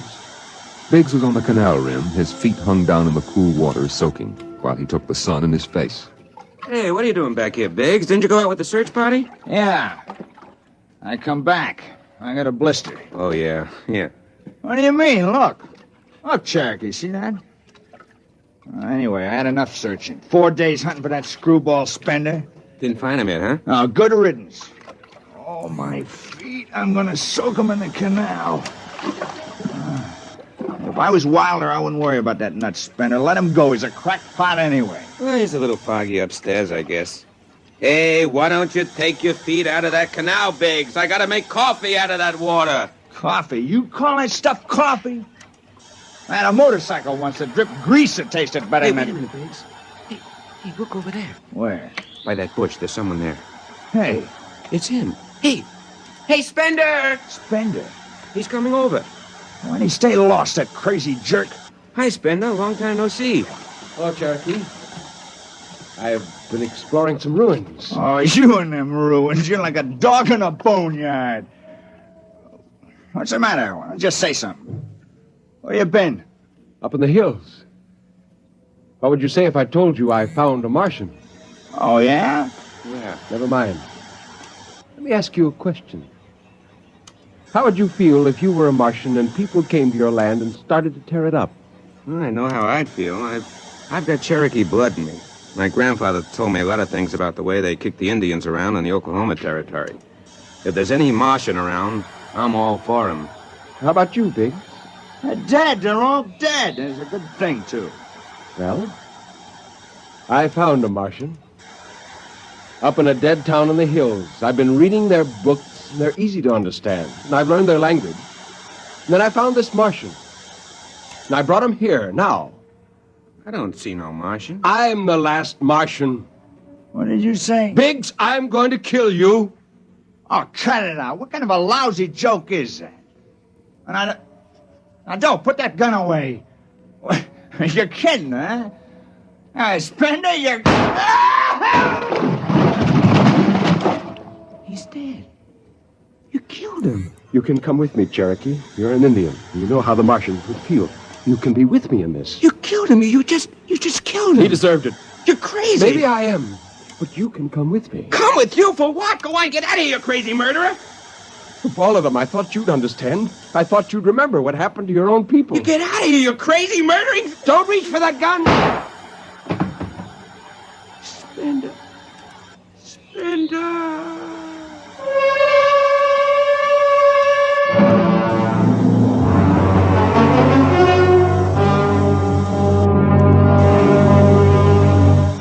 Hathaway, break out the arms locker. Issue pistols, rifles, and grenades. Yes, sir? And you'd better get the Bible out of the navigation chest. We have to bury these two.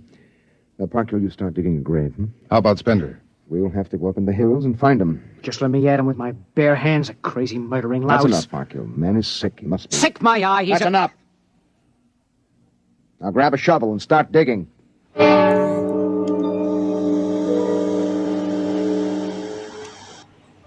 Spender saw the thin dust rising in the valley, and he knew the pursuit was beginning. The sun burned farther up the sky, and the blue sand drifted lazily across the sea bottom below.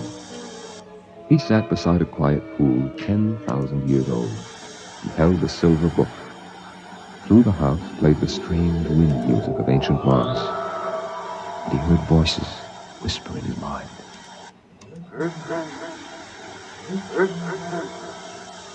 I hear you. I've always heard you. Even down there on Earth. No, I won't run. What's the use? Live, Earthman. Live.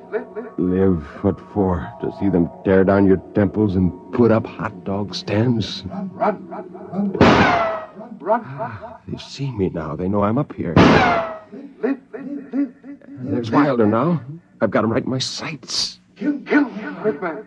Kill. Funny, he hasn't ordered them to use grenades. They could lob one right up here and blow me to bits. Maybe the captain thinks I'm too nice to be blown to bits. He wants my death to be clean. Just one bullet hole in me, nothing messy. And why? Because he understands me. Kill. The only one in the crew who ever did. Kill. Well, at least I can do the same for him. Just one bullet in his head, a nice clean death. All I have to do is pull the trigger and then... It's no use, I can't do it to him. Spender! Can you hear me, Spender? I hear you, Captain. What do you want? Talk! Truce! All right. Come on up. Leave your gun down there and keep your hands up. Oh. That's quite a climb. You mind if I sit down? How long do you think you can hold on? Until you're all dead. Now, why didn't you kill all of us this morning when you had the chance? You could have. No. I got sick. After I started killing people, I realized they were just fools and I shouldn't be killing them, but it was too late. So I came up here where I could get angry again. Why did you do it? When I was a kid, my folks took me to visit Mexico City. I'll always remember the way my father acted, loud and big. And my mother didn't like the people because she thought they didn't wash enough. I can see my mother and my father coming to Mars and acting the same way. Anything that's strange is no good to us. We aren't fit to take over this planet. But to kill 2 men. How would you feel if a Martian spit on the White House floor? You know, you haven't acted very civilized yourself today. I'll kill you all off, Wilder. That'll delay the next rocket 5 years, and then I'll kill them too. And if I'm lucky, I'll live to be 60. And I'll meet every expedition that lands on Mars. Oh, I'll be very friendly. I'll explain our rocket blew up one day. And then I'll kill them off. I'll save Mars for half a century. And by then, maybe the Earth people will give up. And yet you're outnumbered. We already have you surrounded. In an hour, you'll be dead. I found an underground passage that'll take me back in the hills, Wilder. I'll go back there. And then I'll pick you off one by one. We'll see. It's a nice town you've got here, Spendy. Beautiful. I'd like to live here. You can. Join me. You're not like them. Why go back to them, Captain? I'll show you what a good life these people had. No, there's too much Earth blood in me. I may even agree with you about all this, but that does not change what I must do. You won't stay? No. This is your last chance, Bender. Look, you're sick. Now come along with me quietly. No. One last thing. If you win, do me a favor. Try to see that they don't tear this planet apart. Right. And if it helps, just think of me as a very crazy fellow who went berserk one summer day. Be easier on you. Now I'll think that over. So long, Spendy. Bye, Captain. Good luck. The men spread out again, walking and then running on the hot hillside places where there would be sudden cool grottos that smelled of moss, and sudden open blasting places that smelled of sun or stone. The men ran and ducked and ran and squatted in the shadows. I'll blow his brains! Captain Wilder hugged the rock warmed by the sun. He gasped, for the air was thin and not meant for running. Spender lay at the top of the hill, and a gap in the rocks showed the white of his shirt against the shadows. Wilder looked at the towers of the little clean Martian village, like sharply carved chess pieces lying in the afternoon. He saw the rocks, and the interval between, where Spender's chest was revealed.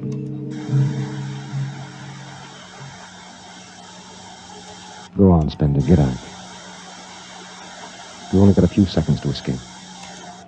Go on, get out of the caves. Come back later.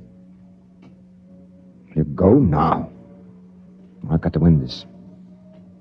I've got to think that I'm right. Pull this trigger. Go now. Get out. I'll get him! A slug in the head, I'll blow his bloody brains! No, Parkhill! Put down that gun. I'll do this myself. Spender. Why didn't you get out? Why? Why?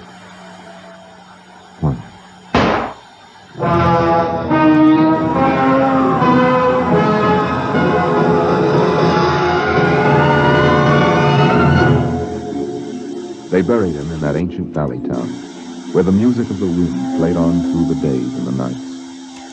They laid him in an ancient silver sarcophagus with waxes and wines which were 10,000 years old, his hands folded on his chest.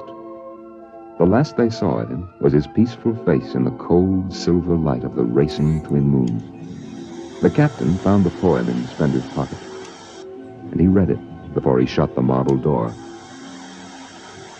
So we'll go no more a-roving so late into the night. Though the heart be still as loving, and the moon be still as bright. Though the night was made for loving, and the day returns too soon, yet we'll go no more a-roving by the light of the moon.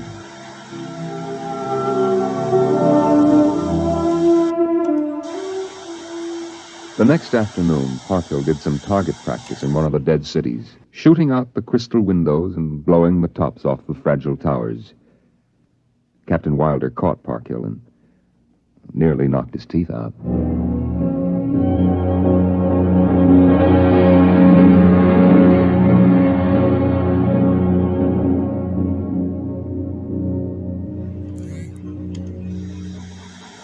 You have just heard X-1, presented by the National Broadcasting Company in cooperation with Street and Smith, publishers of astounding science fiction.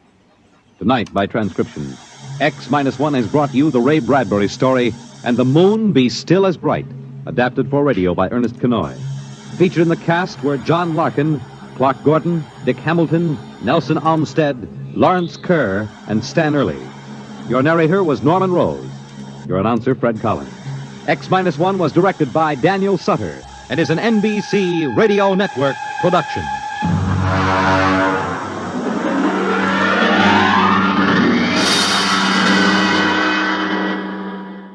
X-1.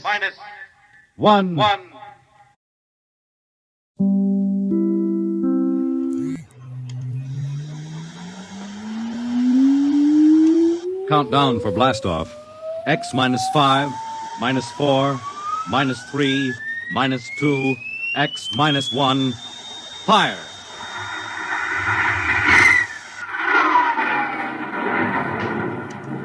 From the far horizons of the unknown come transcribed tales of new dimensions in time and space.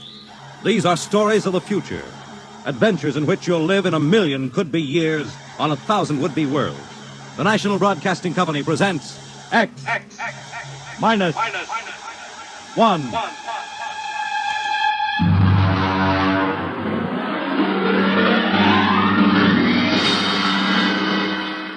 Tonight, the science fiction classic, Knock, by Frederick Brown.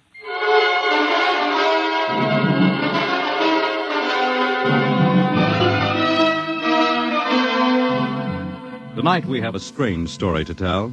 A sweet, blood-curdling little story that is really only 2 sentences long. The last man on Earth sat alone in a room. There was a knock at the door.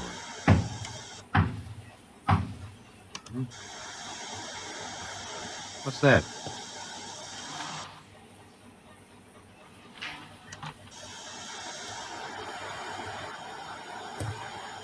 Good morning, man. What? Who are you? You have regained consciousness. Who are you? I am Zan. I'm still asleep, I must be. You are not asleep. Maybe if I close my eyes, it'll go away. I will not go away, man. Oh, I guess I'm awake. What are you? I am a Zan. What's that? A Zan is intelligent life. Look, I don't... What happened? Where are you from? From Planet 7 in the 3rd galaxy in the 4th quadrant. Where? It is not necessary to repeat information which is correct in the original statement. Planet 7, but... You mean I'm not on Earth? You are still on your planet. But what are you doing here? The Zans have annexed your world. You mean you've conquered Earth? Yes, that is correct. We will now prepare your planet for habitation by the Zan. How about the people? What about the population of the world? You are the population of the world. Hmm? Now, wait a minute. I can't... I don't understand what's happened. The Zan have landed on your planet. We have removed the lower life forms to prepare for colonization by the Zan. When did all this happen? 2 days ago. You have been unconscious until now. You really mean I'm the last man on Earth? That is correct. Identify yourself now. What? Kindly provide data as to your position in the elementary social order of your planet. Oh, I'm Walter Phelan, Associate Professor of Anthropology at Nathan University. How do you speak English? We have deciphered your written and recorded records. It is not difficult to reconstruct your language. It is a primary type of auditory communication. Oh. Is there anything you want to complete your natural habitat? You mean I'm a prisoner? That is correct. What would you want further in your room? Do I have to stay here? Yes. The rest of my life? Forever. You better bring me my books. That will be done. That's rather considerate of you. You know, I've got to call you something. Do you mind if I call you George? It is immaterial. I will be back, Associate Professor of Anthropology. Oh, that's all right, George. Just call me Walter. Very well, Walter. I will be back with your books. All right, George. I'll be seeing you around. You will not be around, Walter. You will be here.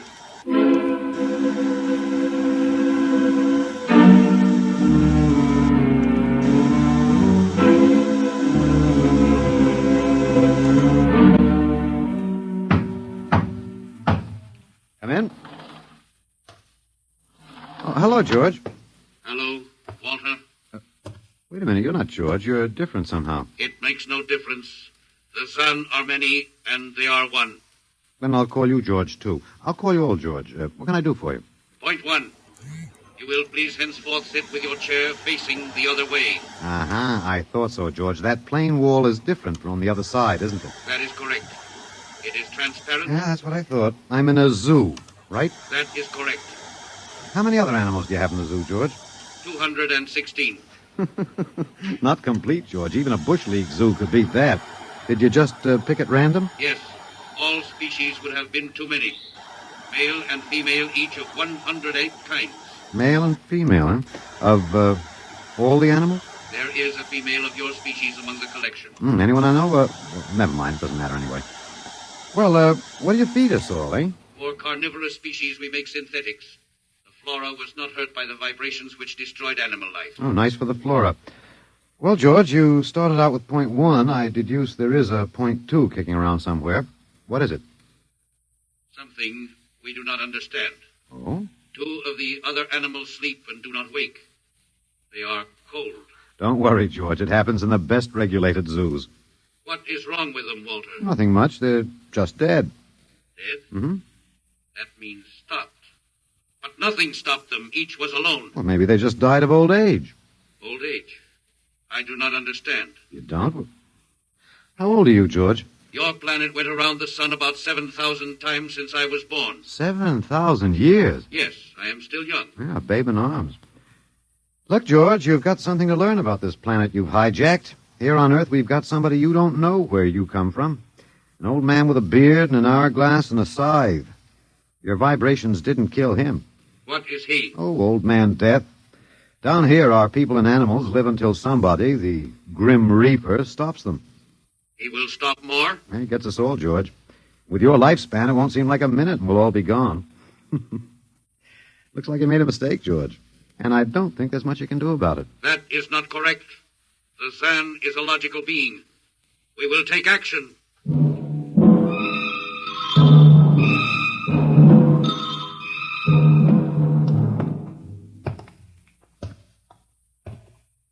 Oh, George, where are you taking me? We will be there shortly. We will bring your books and your chair. You mean my lease is up? I do not understand. It's moving day? That is correct. We are here now. You will live here now, Walter. It is a larger room. Well, be it ever so humble, there's no place like home. Go inside. Oh, be careful with those books, George. Don't lose my... Oh, excuse me. Who are you? What are you doing here? I guess George didn't explain. George tries to be polite, but he hasn't quite caught on yet. I'm Walter Phelan. My name is Grace Evans, Mr. Phelan. What's all this about? Why did they bring me here? I think I know why, but let's go back a bit. Do you know just what has happened otherwise? No, not exactly. Well, I've been talking to George. George? Well, that's what I call them, all of them. There's no way to tell them apart anyway. There aren't many of them here yet. They come from outside the solar system, sort of an advanced scouting party. I saw their spaceship. It's as big as a mountain. Yeah, they're moving in on us. They cleaned off the Earth with some kind of vibration. It destroys all sorts of animal life. I don't know whether they did it all at once or if they had to circle the Earth a few times, but they killed everybody. No. I was afraid The cheerful note is that you and I and 200-odd other animals were picked up beforehand as specimens for the zoo. You do know this is a zoo, don't you? I suspected it. But I don't remember anything about being captured. I just woke up here. Well, my hunch is they used the vibrations just low enough to knock us all out. And then they cruised around, picking up samples at random. When they were all set, they turned the juice on full blast. How terrible. Yeah, well, they solved a lot of problems for us. Housing shortage, wars, even the atomic bomb. I don't suppose the human race, you and I, have to worry about anything now. It's awful. Only they made a mistake. They underestimated us. I don't understand. They thought we were immortal. But we were what? Immortal, like they are. Oh, they can be killed, but the Zans don't know what natural death is. They didn't know anyway until they lost 2 of us yesterday. You mean there are more than 2 of us? Oh, not more of our species, no. These were merely fellow animals, a rabbit and a canary. And by the Zan's way of figuring time, the rest of us are only good for a few minutes apiece. It's a joke on them. They figured they had permanent specimens here in the zoo. Well, didn't they even know we'd all die eventually? I don't think so. George, that is the second Zan I saw, told me he was 7,000 years old, and he's young by their standards. When they learned how quickly we die, they were practically shocked to the core, if they have cores. How can you talk that way about it? Academic detachment. I learned it at faculty teas. At any rate, they've decided to reorganize their zoo. 2 by 2. What, are they going to keep us locked up together in this one little room? Yeah, I'm afraid so. There's plenty of furniture, though, and George promised to bring me my chair. We've got to do something. Why? Well, I don't know. It just seems to me we owe it to the human race to do something. Oh, well, perhaps you have a suggestion? There must be some way. They can be killed, you said. Oh, yes, I've been studying them. They look horribly different, but I think they have about the same metabolic and digestive system as we. I think that anything that would kill one of us would kill one of them. But you said 7,000 years. Yeah, I think I figured it out. Now, George cut his, I suppose you'd call it his hand, when he brought in my books. Started to bleed, red blood. But I could see the cut closing as he stood there. By the time he left, it was healed. I don't understand. Well, you see, whatever factor there is in man that makes him grow old is missing in the Zan. Their regenerative powers must be unlimited. They just don't wear out. They go on and on until they're stopped. Suppose we killed one. There must be some way. What would be the use? They wouldn't even punish us. They'd just give us our food through a trapdoor and put up a sign saying, "Beware of the man. Dangerous." I don't think they'll even have to bother in your case. I don't see anything funny. Sorry, it just reminds me of Martha. Martha? My wife. She died 2 years ago. I'm sorry. Well, not at all. It was a pleasure. That'll be George with my books. Come in. Hello, George. Hello, Walter. Point 1, I have brought your books. Point 1, eh? What else is on your mind? Another creature sleeps and will not wake. Oh? A small feathered one called a duck. Well, it happens, George. I warned you. Old Man Death, the Grim Reaper. I told you about him. Walter, the Council of Zan has met. It has been decided logically that A, no life form can withstand the full-strength vibrations with which we cleared your planet. Therefore, the Grim Reaper you spoke of does not exist. Pretty neat, George. What's B? B, the only intelligent life to escape the vibrations is you. Therefore, the logical conclusion is you are stopping these animals by some means unknown to us. George, you are off your trolley. You will tell me now how this is done. You've got me. Yes, we have. It is necessary to save the remaining specimens as long as possible. If we do not get the information, we may be forced to dispense with your species entirely. This means you, Walter, and the female. Now, hold on, George. Don't go off half-cocked. Let me take a look at these animals that won't wake up. I will take you there now. Go first, Walter. After you, my dear George.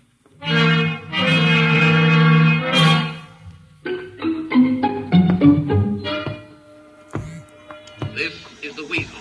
Now, you should have got him in the winter, George. The fur's worth more then. It's ermine. This is the reptile cage. Here are the ducks. That is the male. The female has been stopped. Lucky girl. What's the matter, fellow? Lonely? Walter, you will tell me how you stopped the female duck. Oh, you got me, George. I didn't do it. Maybe she died of the Dutch elm blight. Walter, you are not being logical. We have concluded you are stopping these animals. Tell us now how it is done. I've told you, George. I haven't the foggiest notion. Very well. We will have to take further action. What are you going to do, George? We will go back now to your room.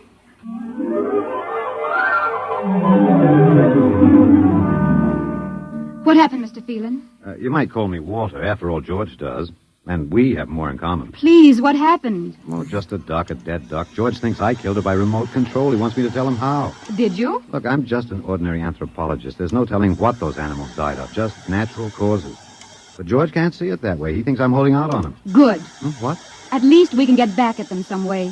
At least we can do something to them. Why? After all, George isn't a bad fellow. If you like an ant mentality. How can you say that? Well, they murdered the human race. I suppose so, but you can't change that now, so why think about it? We just can't sit here and do nothing.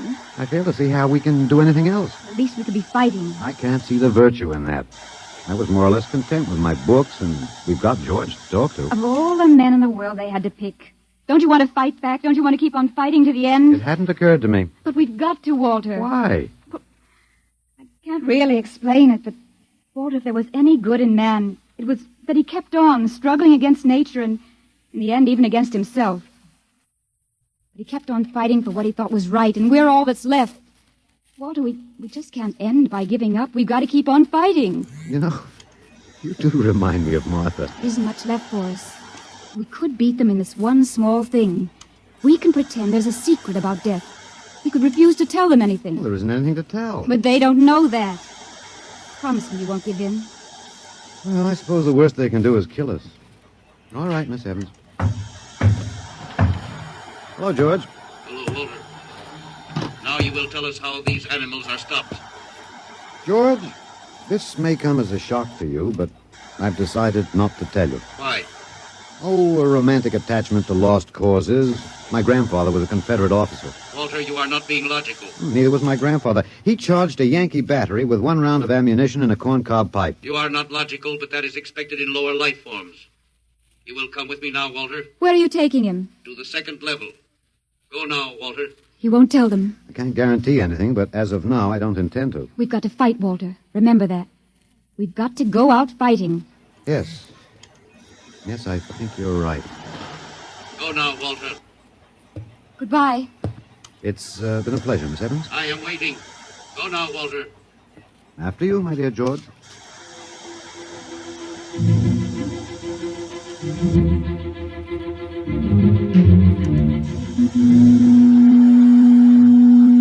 You will tell us now, Walter? That was the first level of vibration. There are many more. However, we have calculated that none of them exceed your threshold of unconsciousness. Very clever, George. Of course. You will tell us now, how do you stop these animals? You will tell us now? As of now, no. However, I'm not very brave, if that encourages you, George. You are not being logical, Walter. You're telling me. We will now use vibration level 2.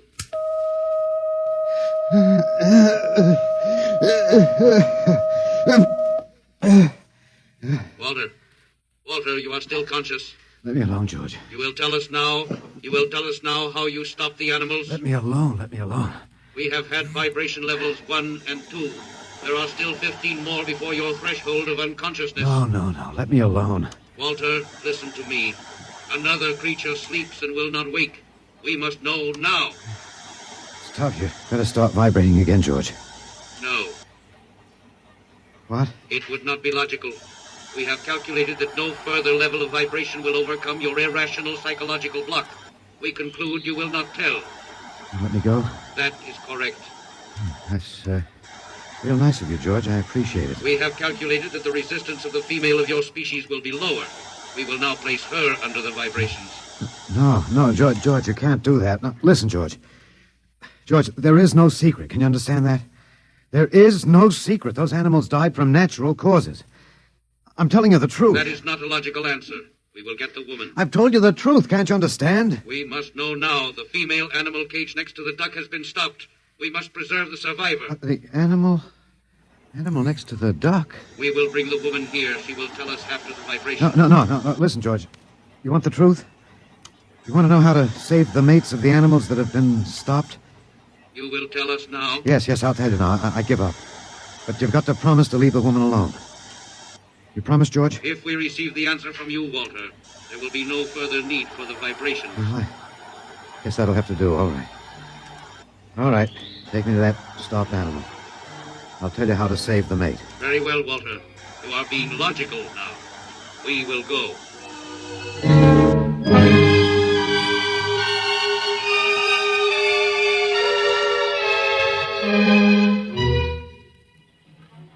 Walter, are you all right? Just let me catch my breath a minute. What did they do? What happened? After a while, I told them what they wanted to know. Oh, no. As George pointed out, it seemed to be the logical thing at the time. But you promised. I know. It was our last chance to beat them on even one little thing. Perhaps. You mind if I sit down? You gave up. I suppose you could call it that. I'm very tired. They've beaten us completely then. There isn't even anything we can do. The last of the human race, and we give up. We don't even die fighting. Oh, it isn't that bad. Something might turn up, Martha. What did you call me? Huh? No, I must have said Martha. Sorry, she was my wife. She died 2 years ago. What were you saying? Nothing. It doesn't matter. It's too late. It's too late for the whole human race. What now, George? The Council of the Zan has met. No? Something wrong, George? A Zan has been stopped. What? Zan is dead? That is correct. Well, you didn't believe me, George. But you can die. You can really die. You'll have to get used to that if you're going to stay here. The council has decided. A, you have in some way stopped this Zan. B, you and the woman must be eliminated. Walter. No, you've got it wrong, George. The council has decided. This time you will have the full vibration. This time? Walter, what did they do to you? Oh, they have a rather effective third degree. They tortured you, Walter? Yes. And I thought... Oh, Walter, it was all my fault. I wouldn't even have tried without you. I suppose we have a last chance now to end with some dignity. I think you're a very brave man, Walter. No, not very. There isn't much else to do. Do we go now, George? Now, Walter. Wait. What's that? I have been told another Zan has died. Now will you believe me? The council of the Zan meets now. 2 gone already, and you were with me, George. You know I didn't kill this one. What stopped him then? I told you, it's old man Death. You came to the wrong planet, George. Your immortality doesn't go down here. He can stop you, but you can't stop him. And you'll all die if you stick around. What now? The council has decided. This is a place of death. We will leave your planet. Leave? You mean you're giving up? It is not safe for the Zan. Oh, Walter, they're leaving. They're really going. Come on then, George. And don't hurry back. It would not be logical to do so. We are leaving the Earth now. Goodbye, Walter. Goodbye, George.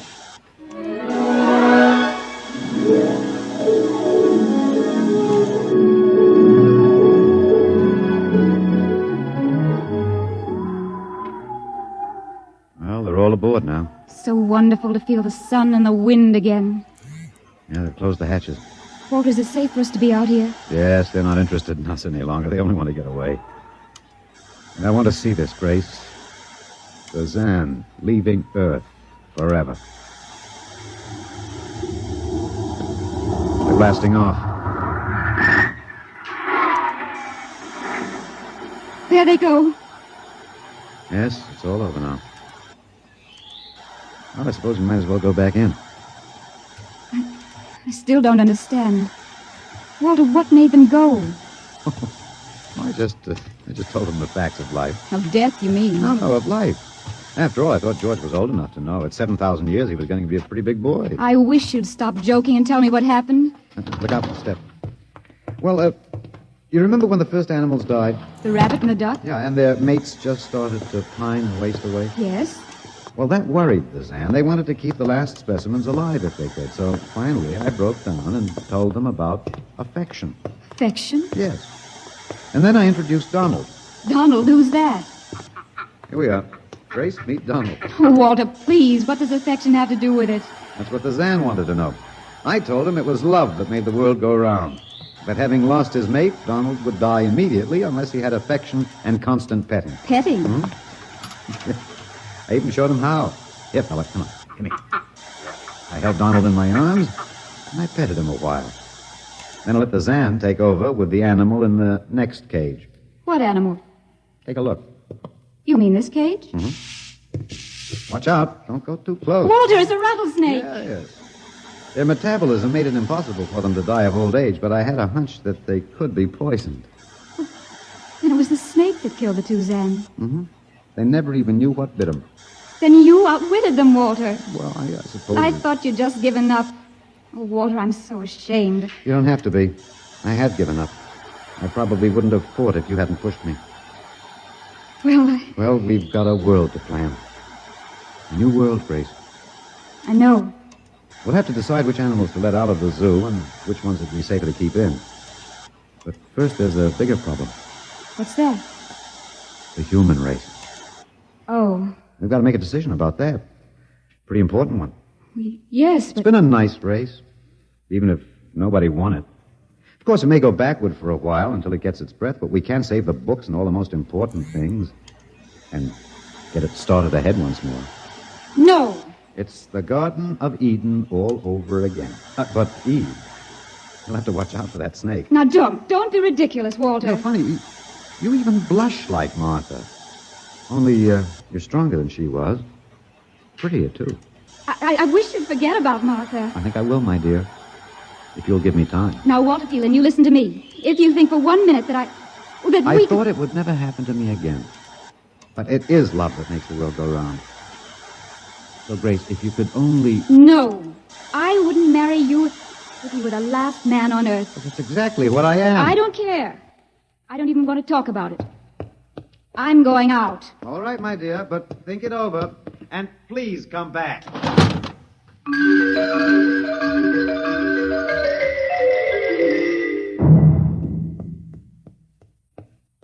You see, I told you. It wasn't really so horrible, our story. Remember how it goes? The last man on earth sat alone in a room. And then there was a knock on the door. Come in. Come in, Grace, my dear.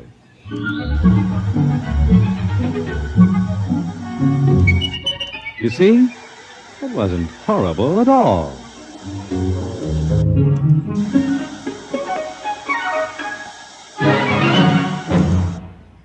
In just a moment, a word about next week's adventure. Tonight, by transcription, X-1 has brought you Knock by Frederick Brown, adapted for radio by Ernest Kinoy. Featured in the cast were Alex Scorby as Walter, Laurie March as Grace, and Louis Van Rooten as the Zan. X-1 was directed by Fred Way and is an NBC Radio Network production.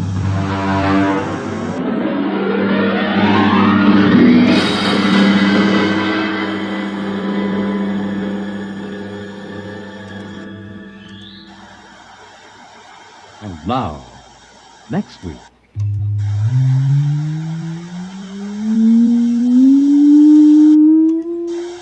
A strange and chilling story from the Bureau of Missing Persons.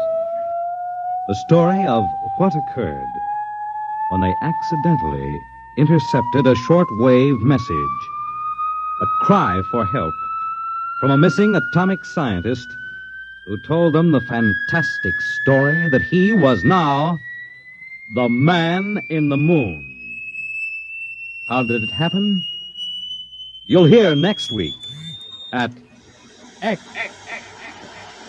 minus 1.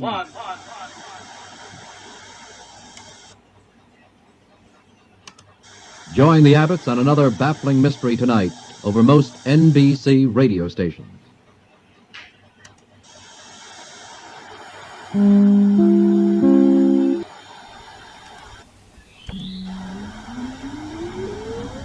Countdown for blast off. X-5, 4, 3, 2, X-1, fire.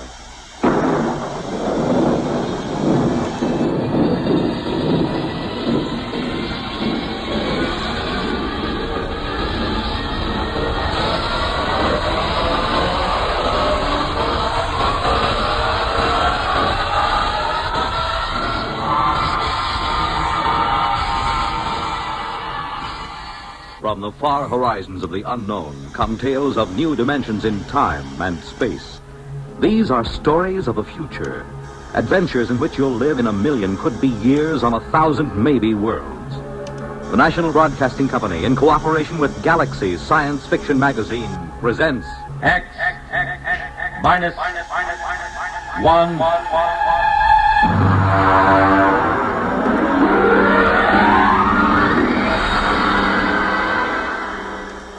Tonight, Gray Flannel Armor. But first, hear this. Everyone knows about and admires Bob Hope's frequent globe-trotting trips to entertain our servicemen in far-flung corners of the earth. But have you ever wondered what it would be like to actually travel halfway around the world with one of America's greatest comedians, accompanied by an all-star troupe of entertainers? Well, this past Christmas, Bob Hope and Company set out on a 12-day tour of the Far East, entertaining servicemen in Honolulu, Okinawa, Korea, and Japan. And NBC's Monitor went along, with microphones open all the way. This weekend, you'll find yourself a voyager on this exciting trip, along with Bob, Jay Mansfield, Hedda Hopper, and Jerry Colonna, as Monitor broadcasts highlights from Operation Entertainment. And this is only part of the top variety of information and entertainment Monitor brings you all weekend long, beginning Friday night. So start your weekend right with Monitor on Friday night and stay with Monitor all weekend long for celebrities, music, news, and sports over most of these same NBC radio stations.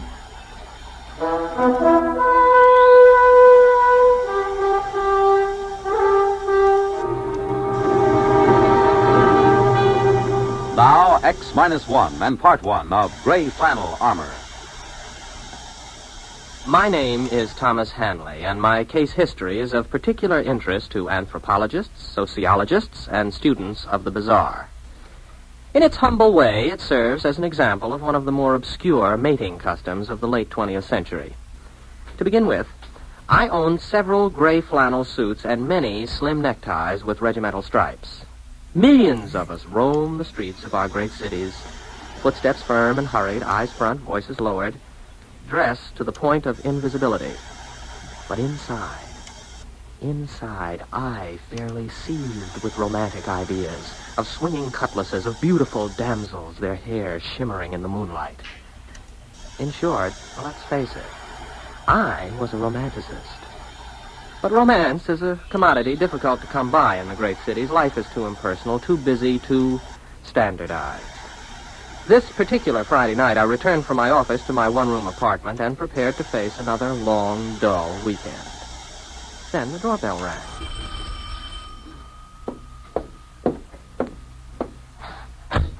Good evening, Mr. Hanley. If you're collecting for something, come back after payday. My friend, I'm Joe Morris, a representative of the New York Romance Service. Main offices in the Empire State Building and branches in all 5 boroughs, Westchester and New Jersey. You must have the wrong party. Oh, no, Mr. Hanley. We're out to serve lonely people. And that means you. Don't deny it now. Why else would you be sitting home on a Friday night? Well, the fact is... You're lonely. And it's our business and our pleasure to serve you.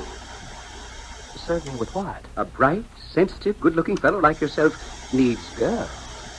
Girls? Nice girls. Now, these young ladies I was referring to, Mr. Hanley, are not, professionals.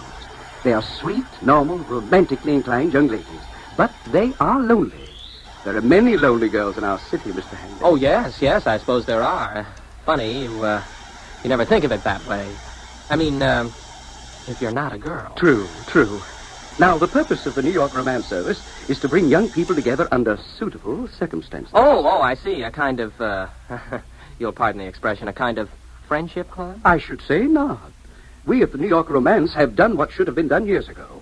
We have applied scientific precision and technological know-how to a thorough study of the factors essential to a successful meeting between the sexes. Factors? What factors? The most vital ones, my friend, are spontaneity and a sense of fatedness. Oh, well, spontaneity and fate are contradictory terms. Certainly. Romance, by its very nature, must be composed of contradictory elements. We have graphs to prove it. Are you saying that you sell romance? The very article. The pure and pristine substance itself. Mind you, I didn't say love. I didn't say common animal passion. I said romance. The missing ingredient, Mr. Hanley, in modern society. The spice of life. The vision of all the ages. That is what we sell. Very interesting. If I'm ever in the market, I'll get in touch with you. No, just a minute, sir. Try our system for a few days, absolutely free of charge. Here. Put this in your lapel. Oh? Well, what is this thing? It looks like a small transistor radio with a tiny video eye. As it happens, it is a small transistor radio with a tiny video eye. Oh? What does it do? You'll see. Just give it a try.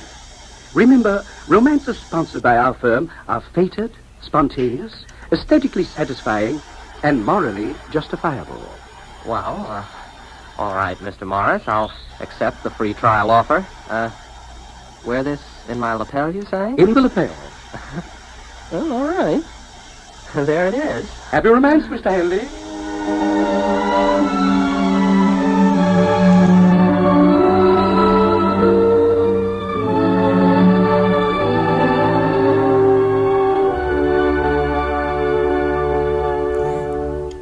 You're listening to The Gray Flannel Armor, tonight's attraction on X-1.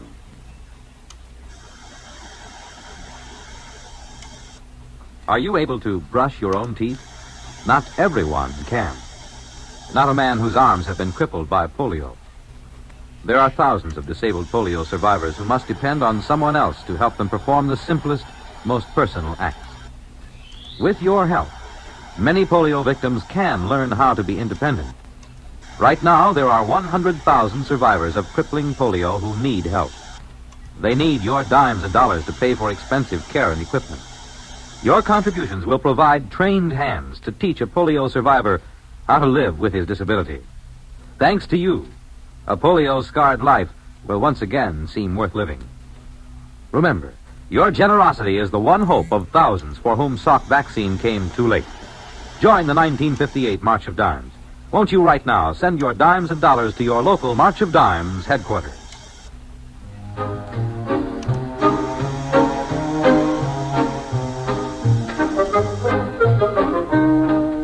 Now X-1 brings you Act 2 of GrayFlannelArmor. After Joe Morris left me, I took off my gray flannel jacket and examined the small device attached to my lapel. It had no knobs or controls. It didn't seem to do anything at all. I shrugged, put my jacket on again, tightened the Windsor knot in my tie, and went for a walk. It was a clear, cool night.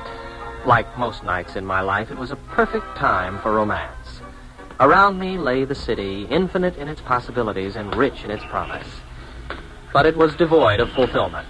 Nothing ever happened. I passed lighted apartment buildings and thought of the women behind the high blank windows, looking down and seeing a lonely walker on the dark streets. Wondering about me, maybe, as I was wondering about them.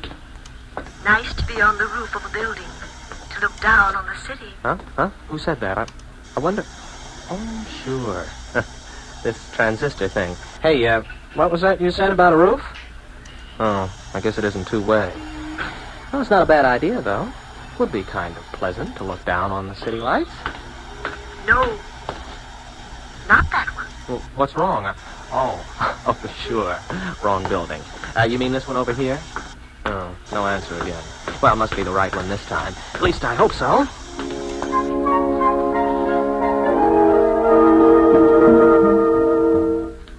I walked into the lobby, and I remember thinking how you had to hand it to New York romances. They seemed to know what they were doing.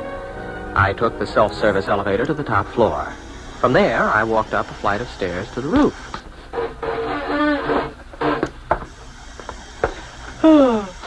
Well, the air smells good up here at least. No, not that side. The west side. Okay. I hope you know what you're doing. I certainly don't. This turns out to be some sort of joke. Oh. Hello. Oh, I'm sorry. I didn't mean to intrude. You're not intruding. Well, I didn't see you at first, there in the shadows. I know. The lights. Mention the lights. Those lights. The lights of the city down there. They're beautiful. Yes, like a great carpet of stars, or spear points in the gloom. Like sentinels keeping eternal vigil in the night. Like sentinels keeping eternal vigil in the night. Take her in your arms. Take her... What? Nothing. Nothing, a mistake. Come here to me. Yes. Yes.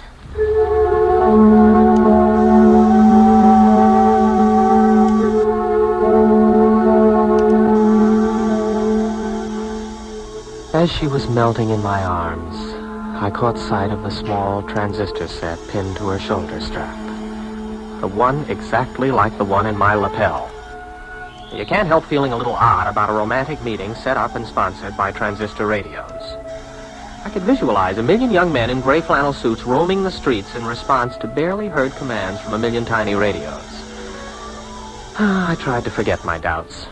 The next night, I took another walk and found myself in a slum section of the city.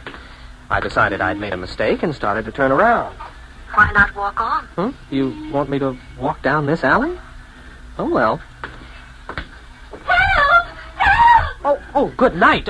2 muggers after a girl. I better look for a policeman. Why do that? You can handle them. No, a policeman can do it a lot better. No, you must do it now. But there's 2 men. They're probably armed. You can do it. Well, here goes. Oh, you don't. Now, wait a minute. I'll take you. Who are you, nuts? Oh, there. Take that. And that. That'll teach you to harm a helpless girl. You saved me. You saved my life. I had to come.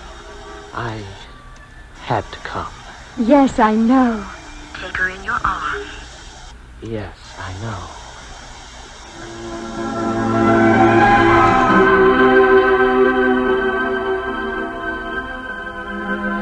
I swept her into my arms and we embraced there in the darkened alleyway. As I held her close, my cheek brushed a shining jewel in her raven black hair. I had to look twice to recognize it, but sure enough, it was a tiny transistor receiver just like mine. I was suddenly angry. Oh, the girl was lovely, there was no denying that. And the circumstances were undeniably romantic until you realized that it was all a kind of cheap play.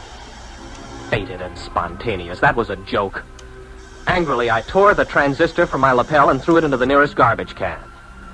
I stalked away into the night, hardly realizing where I was going. I didn't really wake up until I reached the waterfront. I stood there looking at the oily black water and let the brackish-scented breeze fan my face. And then, unexpectedly, I was aware of another person nearby. The moon slid from behind a cloud and her auburn-tinted hair caught its light and held it for a moment. She turned her face toward me with frank curiosity. At this time, there was no transistor radio to throw me a cue. I didn't need one. It's a nice night. Maybe. Maybe not. The beauty is there, if you care to see it. What a strange thing to say. Is it? Is it really so strange? Is it strange that I'm here at this very moment, and that you're here too? Perhaps not. No, perhaps not. Now, let me look at you. Oh, you're really beautiful, you know. Am I? You know you are. Oh, you're lovely. Do you really like me? Like you. If I could only tell you. Oh, I'm so glad.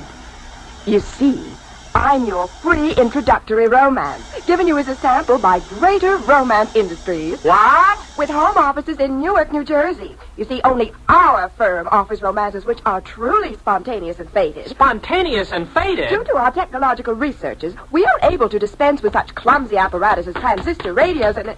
Oh, sir, where are you going?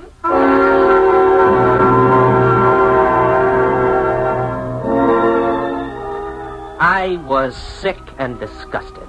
After that, there were several other attempts to get in touch with me, but I ignored them. I wanted no more to do with the romance game.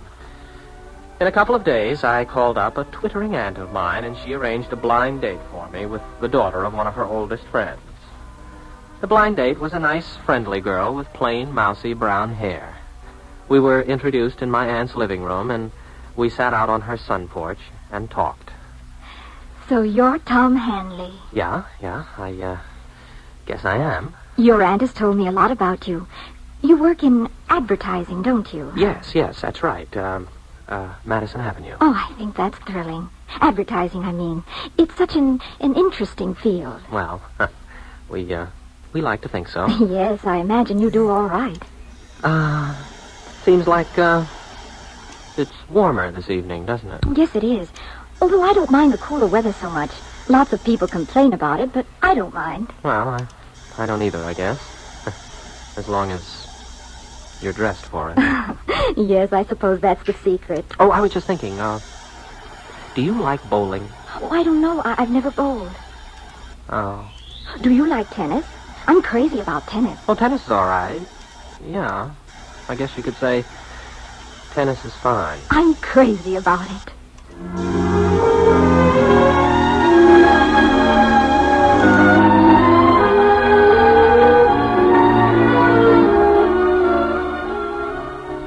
Well, all right. So it wasn't romantic.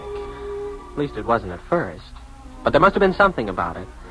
We began to hit it off, and we had more dates, and one thing led to another, and the first thing you know, darned if we didn't get married. Yes, that's the story of my courtship. Of course, it isn't the whole story. At least, if you're making a case history, you have to know the important things. And to my mind, one of the most important of all happened after we were married. We bought a nice little house out near my aunt's and settled down in it. Then, one Saturday morning, I was out cutting the lawn. Hi there. Huh? Did you say something? I said hi. Don't you remember me? Joe Morris. Oh, sure. New York romances. Well, I'm sorry, Mr. Morris, but you better take me off the list. I'm married now. Certainly. I know all about it. Congratulations. Oh, thanks. I mean, I know all about the way it happened. Introduced by your aunt, talking on the sun porch. Corny, old-fashioned stuff. And now, don't get me wrong. I'm not knocking it. Quite the contrary. Do you know what we down at New York romances call this? No, what? Hanley's Mode. We studied you. A lot of commercial possibilities there. We've got it down on graphs. Effects of embarrassment on the psyche. The role of the aunt in American courtship. The whole works. What are you talking about? New York romances. What else? We've got a new service. It's called the old-fashioned plan. The what? We provide bonded aunts for young men to call up. We even have the aunt walk into the sun parlor at unexpected intervals with a plate of cookies or something. They say the suspense becomes almost overpowering. Like our motto always said, spontaneity and a sense of fatedness. It never misses, my boy. Never misses.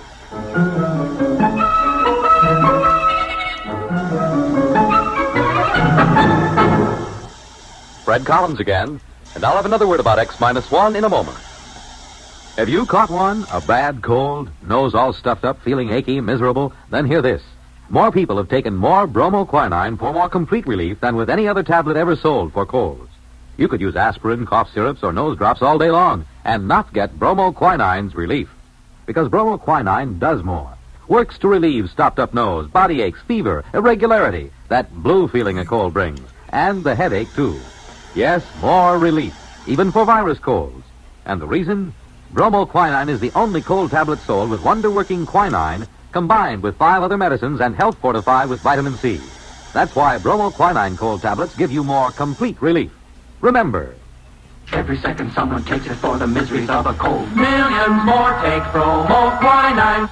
get the tablets that have relieved more cold discomforts than any other. Get bromoquinine brand cold tablets. You have just heard X-1 presented by the National Broadcasting Company in cooperation with Galaxy Science Fiction Magazine, which this month features The Repairman by Harry Harrison. Being an interstellar troubleshooter wouldn't be so bad if only you could shoot the trouble. Galaxy Magazine on your newsstand today. X-1 has brought you GrayFlannelArmor, a story from the pages of Galaxy written by Finn O'Donovan and adapted for radio by William Welch. Featured in our cast were William Redfield as Thomas Hanley and Guy Repp as Joe Morris. Others in our cast were Abby Lewis, Pat Hosley, Eddie Galen, Freddie Chandler, and Helen Gerald. This is Fred Collins speaking. This broadcast concludes this series of X-1. We sincerely hope you enjoyed it. X-1 was directed by George Voutsas and is an NBC Radio Network production.